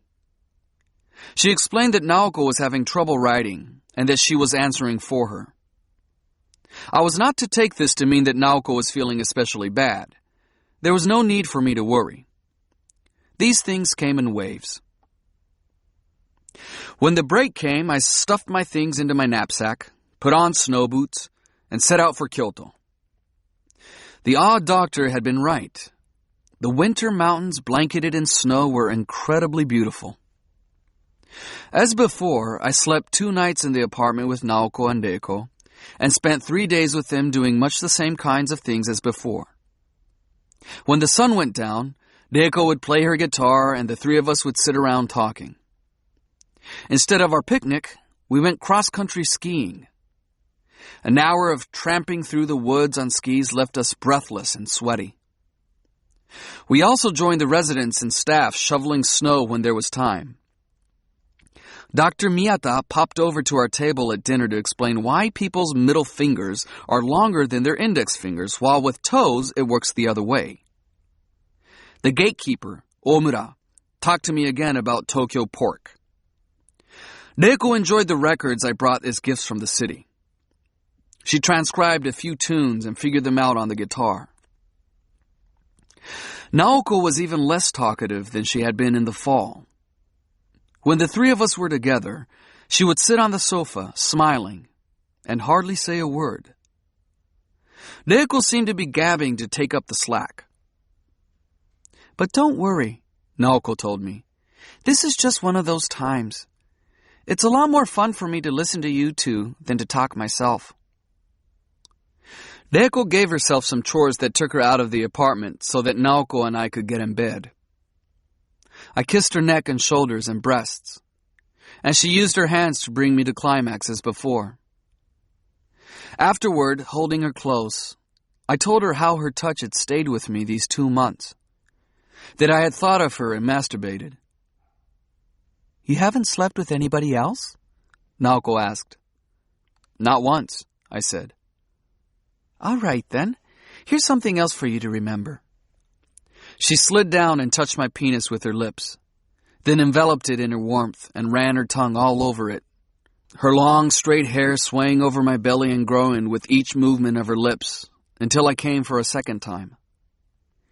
Do you think you can remember that? She asked. Of course I can, I said. I'll always remember it. I held her tight and slid my hand inside her panties, touching her still dry vagina. Naoko shook her head and pulled my hand away. We held each other for a time, saying nothing. Thinking of getting out of the dorm when the school year ends and looking for an apartment, I said. I've had it with dorm life. If I keep working part-time, I can pretty much cover my expenses. How about coming to Tokyo to live with me, the way I suggested before? Oh, Toru, thank you. I'm so happy that you would ask me to do something like that. It's not that I think there's anything wrong with this place, I said. It's quiet, the surroundings are perfect, and Reiko is a wonderful person. But it's not a place to stay for a long time. It's too specialized for a long stay. The longer you're here, I'm sure the harder it is to leave. Instead of answering, Naoko turned her gaze to the outside. Beyond the window, there was nothing to see but snow. Snow clouds hung low and heavy in the sky, with only the smallest gap between clouds and snow-covered earth. Take your time. Think it over, I said. Whatever happens, I'm going to move by the end of March. Anytime you decide you want to join me, you can come. Naoko nodded. I wrapped my arms around her as carefully as if I had been holding a work of art delicately fashioned from glass. She put her arms around my neck. I was naked, and she wore only the briefest white underwear. Her body was so beautiful, I could have enjoyed looking at it all day. Why don't I get wet? Naoko murmured. That one time was the only time it ever happened. The day of my 20th birthday, that April. The night you held me in your arms. What is wrong with me? It's strictly psychological, I'm sure, I said. Give it time. There's no hurry. All of my problems are strictly psychological, said Naoko. What if I never get better? What if I can never have sex for the rest of my life? Can you keep loving me just the same? Will hands and lips always be enough for you? Or will you solve the sex problem by sleeping with other girls? I'm an inborn optimist, I said. Naoko sat up in bed and slipped on a t-shirt. Over this, she put on a flannel shirt, and then she got into her jeans. I put my clothes on, too. Let me think about it, Naoko said. And you think about it, too. I will, I said. And speaking of lips, what you did with him just now was great. Naoko reddened slightly and gave a little smile. Kizuki used to say that, too. He and I had pretty much the same tastes and opinions, I said, smiling. We sat across from each other at the kitchen table, drinking coffee and talking about the old days. She was beginning to talk more about Kizuki. She would hesitate and choose her words carefully. Every now and then the snow would fall for a while and stop. The sky never cleared the whole 3 days I was there. I think I can get back here in March, I said as I was leaving. I gave her one last heavily padded hug with my winter coat on, and kissed her on the lips. Goodbye, she said. 1970. A year with a whole new sound to it. Came along, and that put an end to my teen years. Now I could step ahead into a whole new swamp. Then it was time for final exams, and those I passed with relative ease. If you have nothing else to do and spend all your time going to classes, it takes no special study to get through finals. Some problems arose in the dorm, though.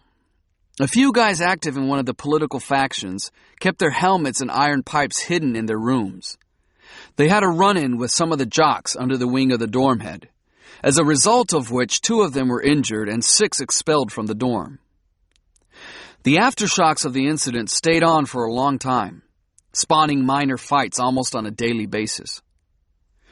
The atmosphere that hung over the dorm was oppressive, and people's nerves were on edge. I myself was on the verge of getting punched out by one of the jocks when Nagasawa intervened and managed to smooth things over. In any case, it was time for me to get the hell out of there.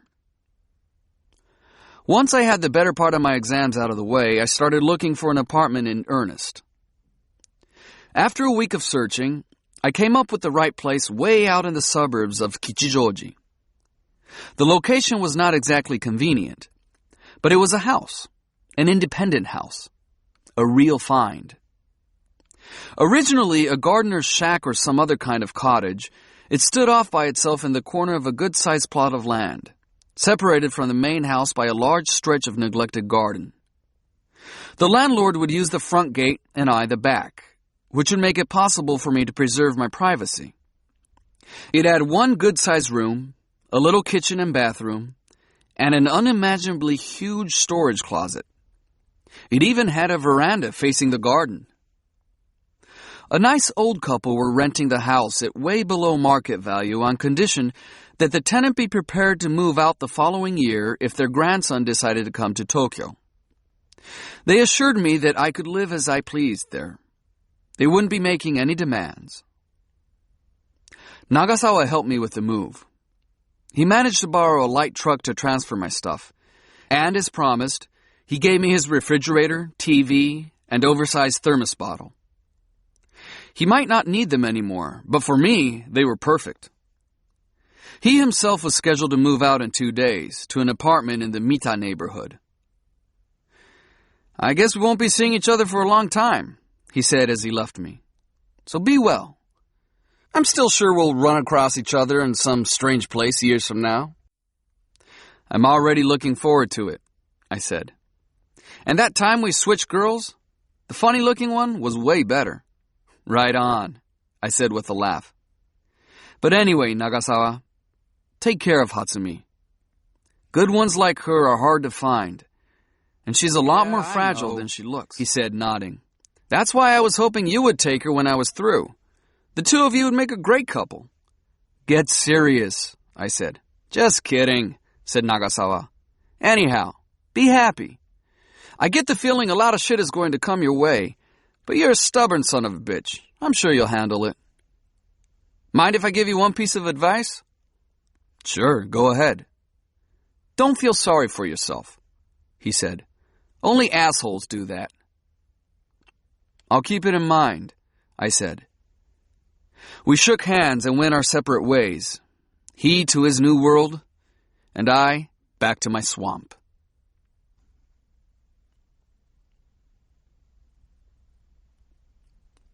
Three days after my move, I wrote to Naoko. I described my new house and said how relieved I was to be away from the idiots in the dorm and all their idiotic brainstorms. Now I could start my new life with a new frame of mind. My window looks out on a big yard, which is used as a meeting place by all the neighborhood cats. I like to stretch out on the veranda and watch them. I'm not sure how many of them get together, but this is one big gang of cats. They take group sunbaths. I don't think they're too pleased to see me living here, but when I put out an old chunk of cheese, a few of them crept over and took a chance on nibbling it. They'll probably be friends of mine before too long. There's one striped tomcat in the bunch with half-eaten ears. It's amazing how much he looks like my old dorm head. I expect him to start raising the flag any day now. I'm kind of far from school here, but once I start my major, I won't have too many morning classes, so it shouldn't be too bad. It may even be better with the time to read on the train. Now all I have to do is find some easy work out here that I can do 3 or 4 days a week. Then I can get back to my spring winding life. I don't mean to be rushing you, but April is a good time of year to start new things. And I can't help feeling that the best thing for us would be to begin living together then. You could go back to school too if it worked out well. If there's a problem with us actually living together, I could find an apartment for you in the neighborhood. The most important thing is for us to be always near each other. It doesn't have to be spring, of course. If you think summer is better, that's fine with me too. Just let me know what you're thinking, okay? I'm planning to put some extra time in at work for a while, to cover my moving expenses. I'm going to need a fair amount of money for one thing or another once I start living alone. Pots and pans, dishes, stuff like that. I'll be free in March, though, and I definitely want to come to see you. What dates work best for you? I'll plan a trip to Kyoto then. I look forward to seeing you and to receiving your answer. I spent the next few days buying the things I needed in the nearby Kichijoji shopping district and started cooking simple meals for myself at home. I bought some planks at a local lumber yard and had them cut to size so I could make a desk for myself. I figured I could study on it, and for the time being, eat my meals there too. I made some shelves and laid in a good selection of spices. A white cat, maybe 6 months old, decided she liked me and started eating at my place. I called her Seagull. Once I had my place fixed up to some extent, I went into town and found a temporary job as a painter's assistant. I filled 2 solid weeks that way. The pay was good, but the work was murder, and the fumes made my head spin. Every day after work, I'd have supper at a cheap eatery, wash it down with beer, go home, and play with the cat, and sleep like a dead man. No answer came from Naoko during that time. I was in the thick of painting when Midori popped into my mind. I hadn't been in touch with her for nearly 3 weeks, I realized, and hadn't even told her I had moved. I had mentioned to her that I was thinking of moving, and she had said, "Oh, really?" and that was the last time we had talked. I went to a phone booth and dialed Midori's apartment. The woman who answered was probably her sister. When I gave her my name, she said, "Just a minute." But Midori never came to the phone. Then the sister, or whoever she was, got back on the line. "Midori says she's too mad to talk to you. You just up and moved and never said a thing to her, right? Just disappeared and never told her where you were going, right? Well, now you've got her boiling mad. And once she gets mad, she stays that way, like an animal. Look, could you just put her on the phone? I can explain. She says she doesn't want to hear any explanations." "Can I explain to you, then? I hate to do this to you, but could you listen and tell her what I said?" "Not me, fella. Do it yourself. What kind of man are you? It's your responsibility, so you do it. And do it right." It was hopeless. I thanked her and hung up. I really couldn't blame Midori for being mad. What with all the moving and fixing up and working for extra cash, I had never given her a second thought. Not even Naoko had crossed my mind the whole time. This was nothing new for me. Whenever I got involved in something, I shut out everything else. But then I started thinking how I would have felt if the tables had been turned, and Midori had moved somewhere without telling me where or getting in touch with me for 3 weeks. I would have been hurt. Hurt badly, no doubt. No, we weren't lovers, but in a way, we had opened ourselves to each other even more deeply than lovers do. The thought caused me a good deal of grief. What a terrible thing it is to wound someone you really care for, and to do it so unconsciously. Norwegian This Wood. ends Disc 9. Disc 9. When she was through with the bandage, Hatsumi went and got 2 cans of beer from the refrigerator. She drank half of hers, and I drank mine plus the half she left. Then she showed me pictures of the freshman girls in her club. She was right. Several of them were cute. "Anytime you think you want a girlfriend, come to me," she said. "I'll fix you up right away." "Yes, ma'am." "All right, Toru. Tell me the truth. You think I'm an old matchmaker, don't you?" "To some extent," I said, telling her the truth, but with a smile. Hatsumi smiled, too. She looked good when she smiled. "Tell me something else, Toru," she said. "What do you think about Nagasawa and me?" "What do you mean, what do I think? About what?" "About what I ought to do, from now on." "It doesn't matter what I think," I said, taking a slug of the well-chilled beer. "That's all right. Tell me exactly what you think." "Well, if I were you, I'd leave him. I'd find someone with a more normal way of looking at things and live happily ever after. There's no way in hell you can be happy with that guy. The way he lives, it never crosses his mind to try to make himself happy or to make others happy. Staying with him can only wreck your nervous system. To me, it's already a miracle that you've been with him 3 years. Of course, I'm very fond of him in my own way.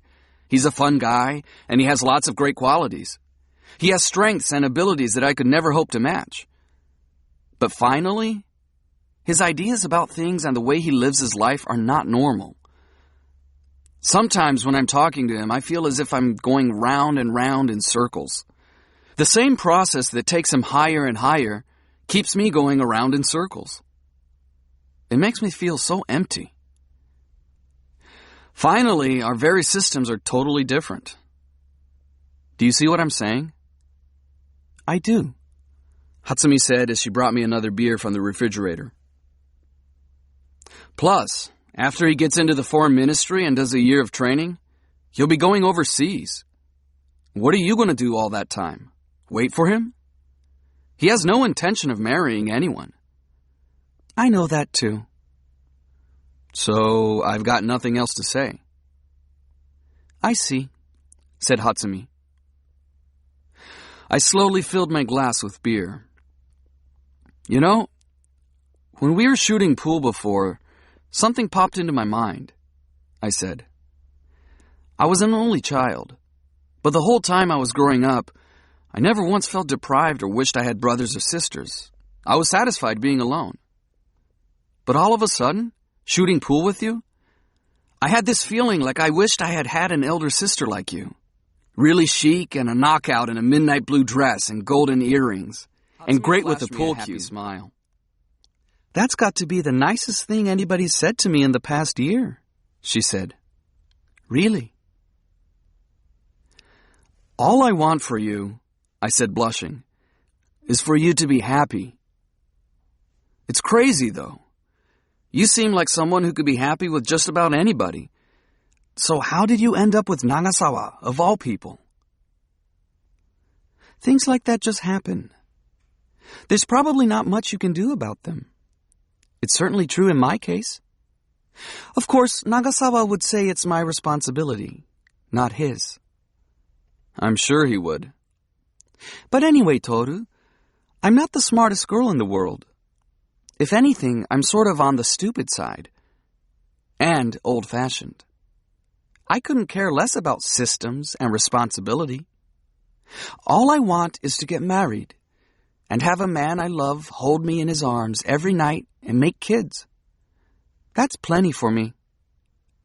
It's all I want out of life. And what Nagasawa wants out of life has nothing to do with that. People change, though, don't you think? Hatsumi asked. You mean like they go out into society and get their butts kicked and grow up kind of thing? Sure. And if he's away from me for a long time, his feelings for me could change, don't you think? Maybe so, if he were an ordinary guy, I said. But he's different. He's incredibly strong-willed. Stronger than you or I can imagine. And he only makes himself stronger with every day that goes by. If something smashes into him, he just works to make himself stronger. He'd eat slugs before he'd back down to anyone. What do you expect to get from a guy like that?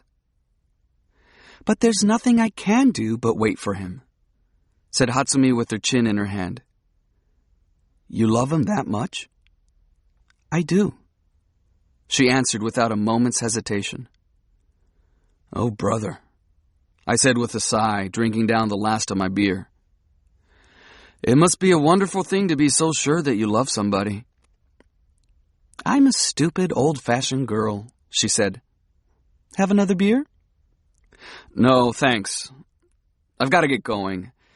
Thanks for the bandage and beer. As I was standing in the entryway putting on my shoes, the telephone rang. Hatsumi looked at me, looked at the phone, and looked at me again. Good night, I said, stepping outside. As I shut the door, I caught a glimpse of Hatsumi picking up the receiver. It was the last time I ever saw her. By the time I got back to the dorm, it was 11:30. I went straight to Nagasawa's room and knocked on his door. After the 10th knock, it occurred to me that this was Saturday night. Nagasawa always got overnight permission on Saturday nights, supposedly to stay at his relative's house. I went back to my room, took off my tie, put my jacket and pants on a hanger, changed into my pajamas, and brushed my teeth. Oh no, I thought. Tomorrow is Sunday again. Sundays seem to be rolling around every 4 days. Another 2 Sundays, and I would be 20 years old. I stretched out in bed and stared at my calendar as dark feelings came over me.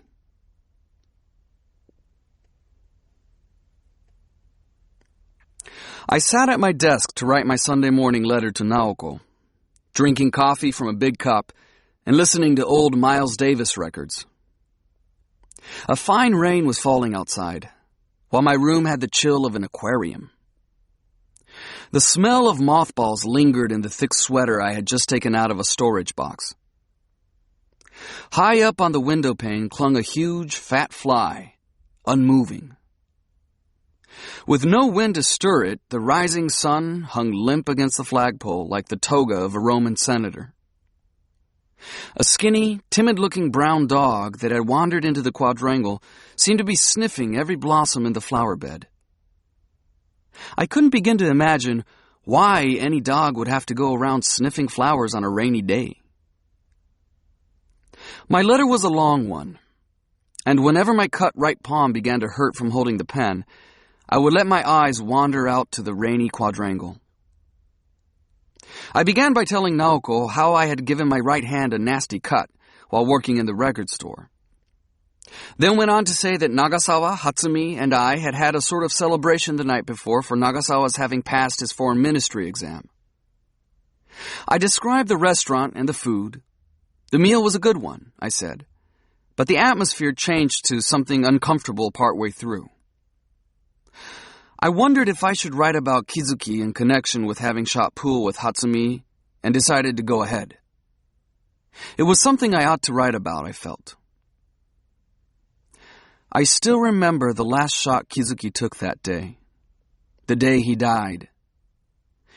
It was a difficult cushion shot that I never expected him to make. Luck seemed to be with him, though.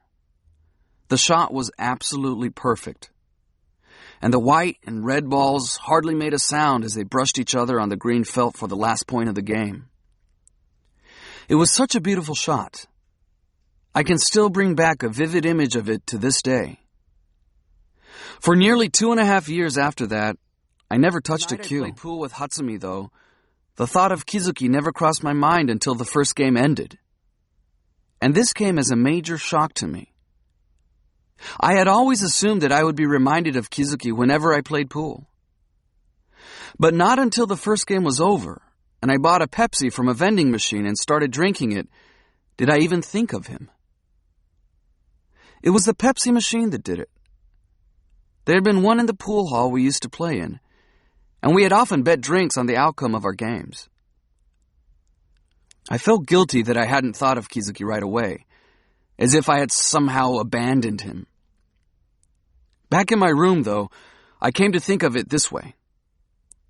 2.5 years have gone by since it happened, and Kizuki is still 17 years old. Not that this means my memory of him has faded. The things that his death gave rise to are still there, bright and clear inside me. Some of them even clearer than when they were new. What I want to say is this. I'm going to turn 20 soon. Part of what Kizuki and I shared when we were 16 and 17 has already vanished. And no amount of crying is going to bring that back. I can't explain it any better than this. But I think that you can probably understand what I felt and what I am trying to say. In fact, you are probably the only one in the world who can understand. I think of you now more than ever. It's raining today. Rainy Sundays make it hard for me. When it rains, I can't do laundry, which means I can't do ironing. I can't go walking, and I can't lie down on the roof. About all I can do is put the record player on auto repeat and listen to Kind of Blue over and over while I watch the rain falling in the quadrangle. As I wrote to you earlier, I don't wind my spring on Sundays. That's why this letter is so damn long. I'm stopping now. I'm going to the dining hall for lunch. Chapter 9. Goodbye.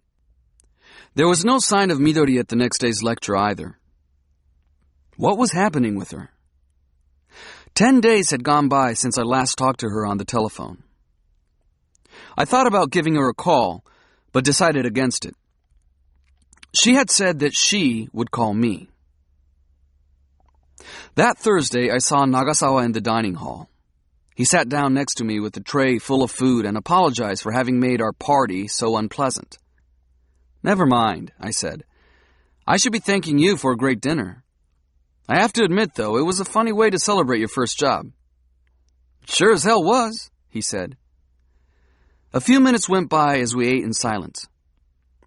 I made up with Hatsumi, he said. I'm not surprised. I was kind of tough on you, too, as I recall it. What's with all the apologizing, I asked. Are you sick? I may be, he said with a few little nods.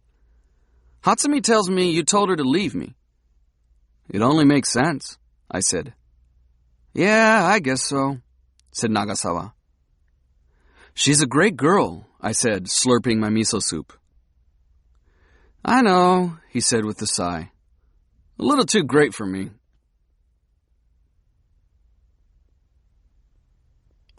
I was sleeping the sleep of death when the buzzer rang to let me know I had a call. It brought me back from the absolute core of sleep in total confusion. I felt as if I had been sleeping with my head soaked in water until my brain swelled up. The clock said 6:15, but I had no idea if that meant AM or PM, and I couldn't remember what day it was. I looked out the window and realized there was no flag on the pole.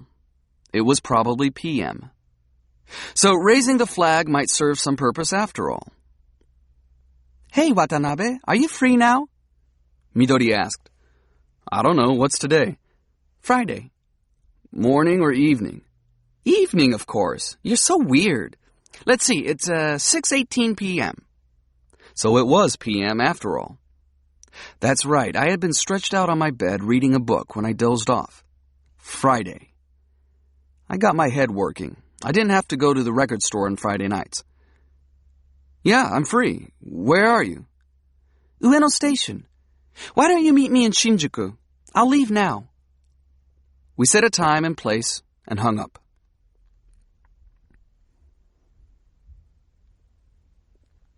When I got to DUG, Midori was sitting at the far end of the counter with a drink. She wore a man's wrinkled white balmacan coat, a thin yellow sweater, blue jeans, and 2 bracelets on one wrist. What are you drinking? I asked. Tom Collins. I ordered a whiskey and soda, then realized there was a big suitcase by Midori's feet. Just got back. Where'd you go? South to Nara and north to Aomori. On the same trip? Don't be stupid. I may be strange, but I can't go north and south at the same time. I went to Nara with my boyfriend, and then I took off to Aomori alone. I took a sip of my whiskey and soda, then used a match to light the Marlboro that Midori had in her mouth. You must have had a hell of a time with the funeral and all. Nah, a funeral's a piece of cake. We've had plenty of practice. You put on a black kimono and sit there like a lady, and everybody else takes care of business. An uncle, a neighbor, like that. They bring the sake, order the sushi, say comforting things, cry, carry on, divide up the keepsakes. It's a piece of cake. A picnic. Compared to nursing somebody day after day, it's an absolute picnic. We were drained, my sister and me.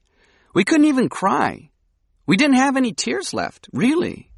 Except when you do that, they start whispering about you. Those girls are cold as ice. So then we're never going to cry. That's just how the two of us are. I know we could have faked it, but we would never do anything like that. The sons of bitches. The more they wanted to see us cry, the more determined we were not to give them that satisfaction. My sister and I are totally different types, but when it comes to something like that, we're an absolute sync. Midori's bracelets jangled on her arm as she waved for the waiter and ordered another Tom Collins and a small bowl of pistachios. So then, after the funeral ended and everybody went home, the two of us drank sake till the sun went down, polished off one of those huge half-gallon bottles, and half of another one, and the whole time we were dumping on everybody. This one's an idiot, that one's a shithead, one guy looks like a mangy dog, another one's a pig, so-and-so's a hypocrite, that one's a crook. You have no idea how great it felt. I can imagine. We got plastered and went to bed, both of us out cold. We slept for hours, and if the phone rang or something, we just let it go. Dead to the world. Finally, after we woke up, we ordered sushi and talked about what to do. We decided to close the shop for a while and enjoy ourselves. We'd been killing ourselves for months, and we deserved a break. My sister just wanted to hang around with her boyfriend for a while, and I decided I'd take mine on a trip for a couple of days and fuck like crazy. Midori clamped her mouth shut and rubbed her ears. Oops, sorry. That's okay, I said. So you went to Nara? Yeah, I've always liked that place. The temples, the deer park. And did you fuck like crazy? No, not at all, not even once, she said with a sigh. The second we walked into the hotel room and dumped our bags, my period started. A real gusher. Hey, it's not funny. I couldn't help laughing. I was a week early. I couldn't stop crying when that happened. I think all the stress threw me off. My boyfriend got so mad. He's like that. He gets mad right away. It wasn't my fault, though. It's not like I wanted to get my period. And, well, mine are kind of on the heavy side anyway. The first day or two, I don't want to do anything. Make sure you keep away from me then. I'd like to, but how can I tell? I asked. Okay, I'll wear a hat for a couple of days after my period starts. A red one. That should work, she said with a laugh. If you see me on the street and I'm wearing a red hat, don't talk to me. Just run away. Great.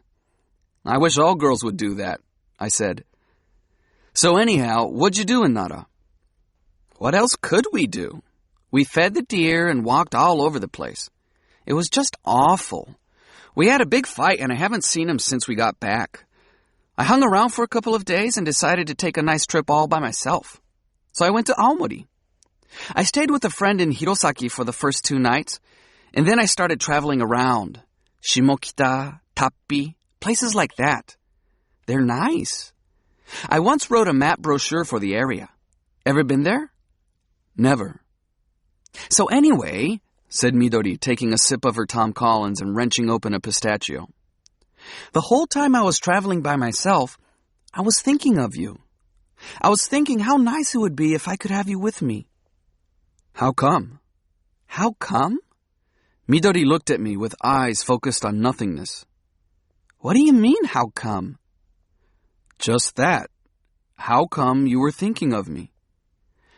Maybe because I like you, that's how come. Why else would I be thinking of you? Who would ever think they wanted to be with somebody they didn't like? But you've got a boyfriend, I said. You don't have to think about me. I took a slow sip of my whiskey and soda. Meaning I'm not allowed to think about you if I've got a boyfriend? No, that's not it. Now get this straight, Watanabe, said Midori, pointing at me. I'm warning you. I've got a whole month's worth of misery crammed inside me and getting ready to blow. So watch what you say to me. Any more of that kind of stuff, and I'll flood this place with tears. Once I get started, I'm good for the whole night.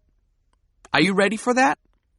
I'm an absolute animal when I start crying. It doesn't matter where I am. I'm not kidding. I nodded and kept quiet. Ordering a second whiskey and soda, I ate a few pistachios. Somewhere behind the sound of a sloshing shaker and clinking glasses and the scrape of an ice maker, Sarah Vaughan sang an old-fashioned love song. Things haven't been right between me and my boyfriend ever since the tampon incident. Tampon incident? Yeah. I was out drinking with him and a few of his friends about a month ago, and I told them the story of a woman in my neighborhood who blew out a tampon when she sneezed. Funny, right? Yeah. That is funny. All the other guys thought so too.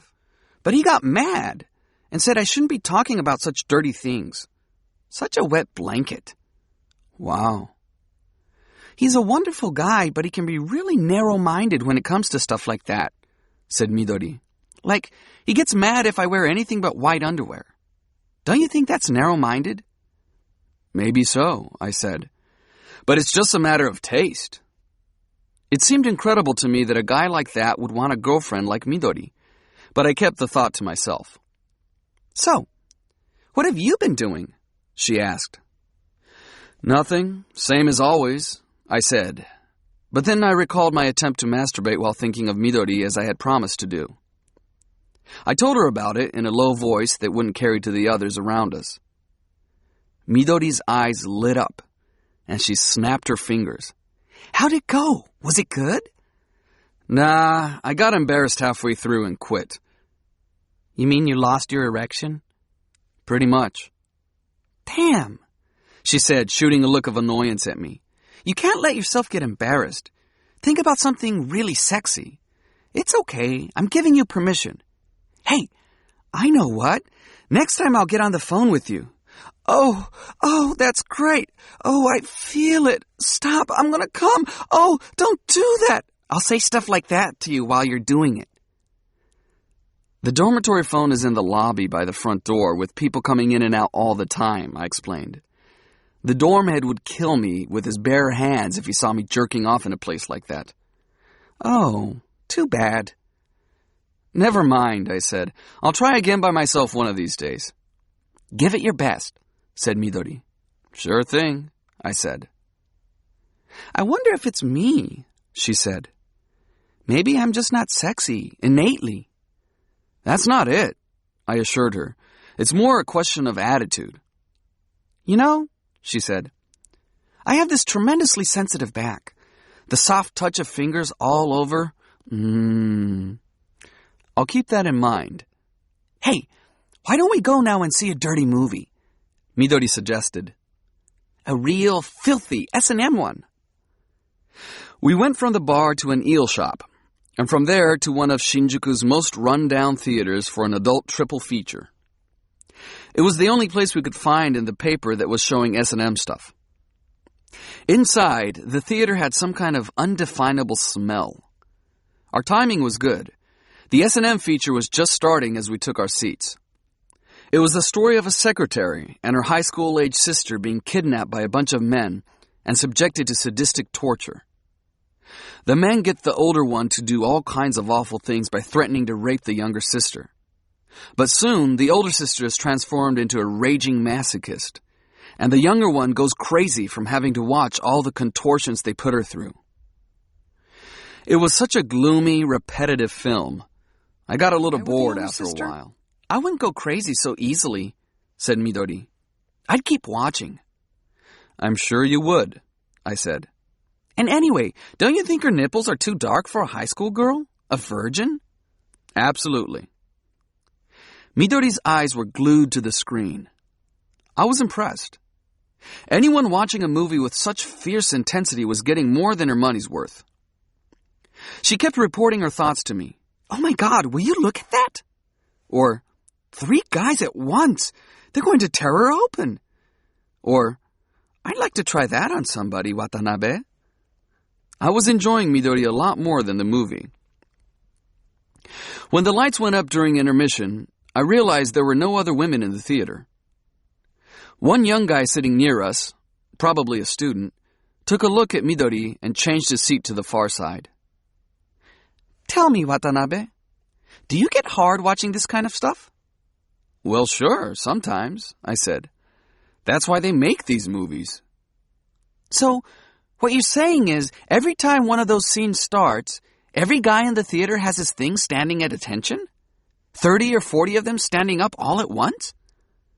It's so weird if you stop and think about it, don't you think? Yeah, I guess so, now that you mention it. The second feature was a fairly normal sex flick, which meant it was even more boring than the first. It had lots of oral sex scenes, and every time they started doing fellatio or cunnilingus or 69, the soundtrack would fill the theater with loud sucking or slurping sound effects. Listening to them, I felt strangely moved to think that I was living out my life on this odd planet of ours. Who comes up with these sounds, I wonder? I said to Midori. I think they're great, she said. There was also a sound for a penis moving back and forth in a vagina. I had never realized that such sounds even existed. The man was into a lot of heavy breathing, and the woman came up with the usual sort of expressions, good or more, as she writhed under him.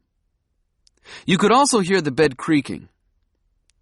These scenes just went on and on. Midori seemed to be enjoying them at first, but even she got bored after a while and suggested we leave. We went outside and took a few deep breaths.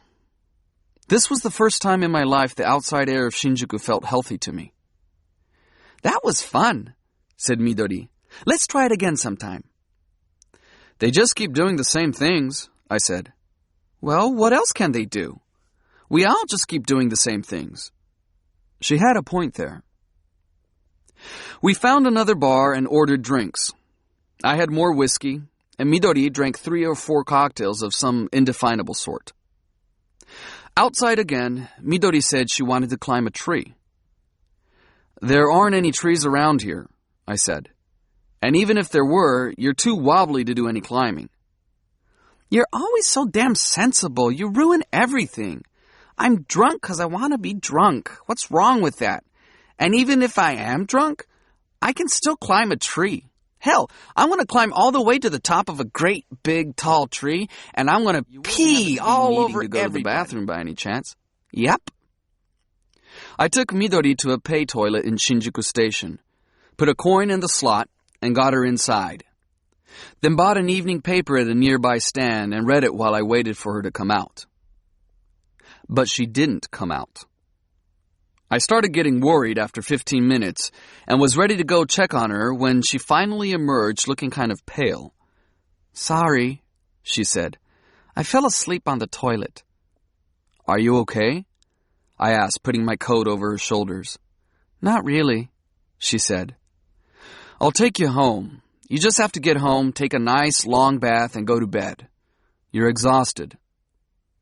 I am not going home. What's the point? Nobody's there. I don't want to sleep all by myself in a place like that. Terrific, I said.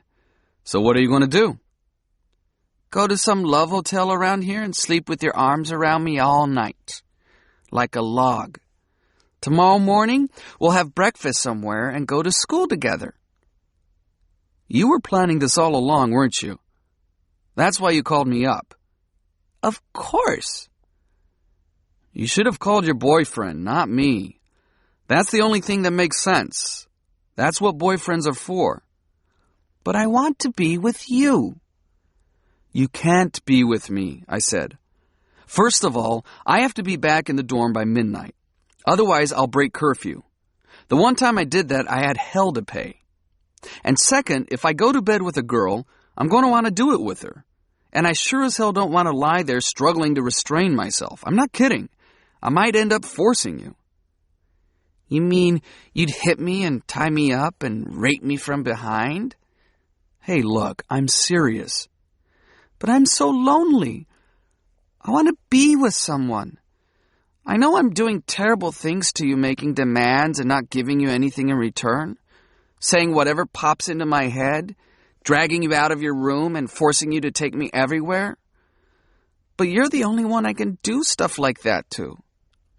I have never been able to have my own way with anybody. Not once in the 20 years I've been alive. My father, my mother, they never paid the slightest attention to me. And my boyfriend? Well, he's just not that kind of guy. He gets mad if I try to have my own way. So we end up fighting. You're the only one I can say these things to. And now I'm really, really, really tired.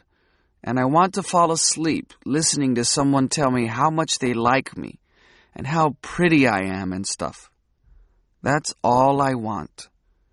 And when I wake up, I'll be full of energy and I'll never bother you with these kinds of selfish demands again. I swear. I'll be a good girl.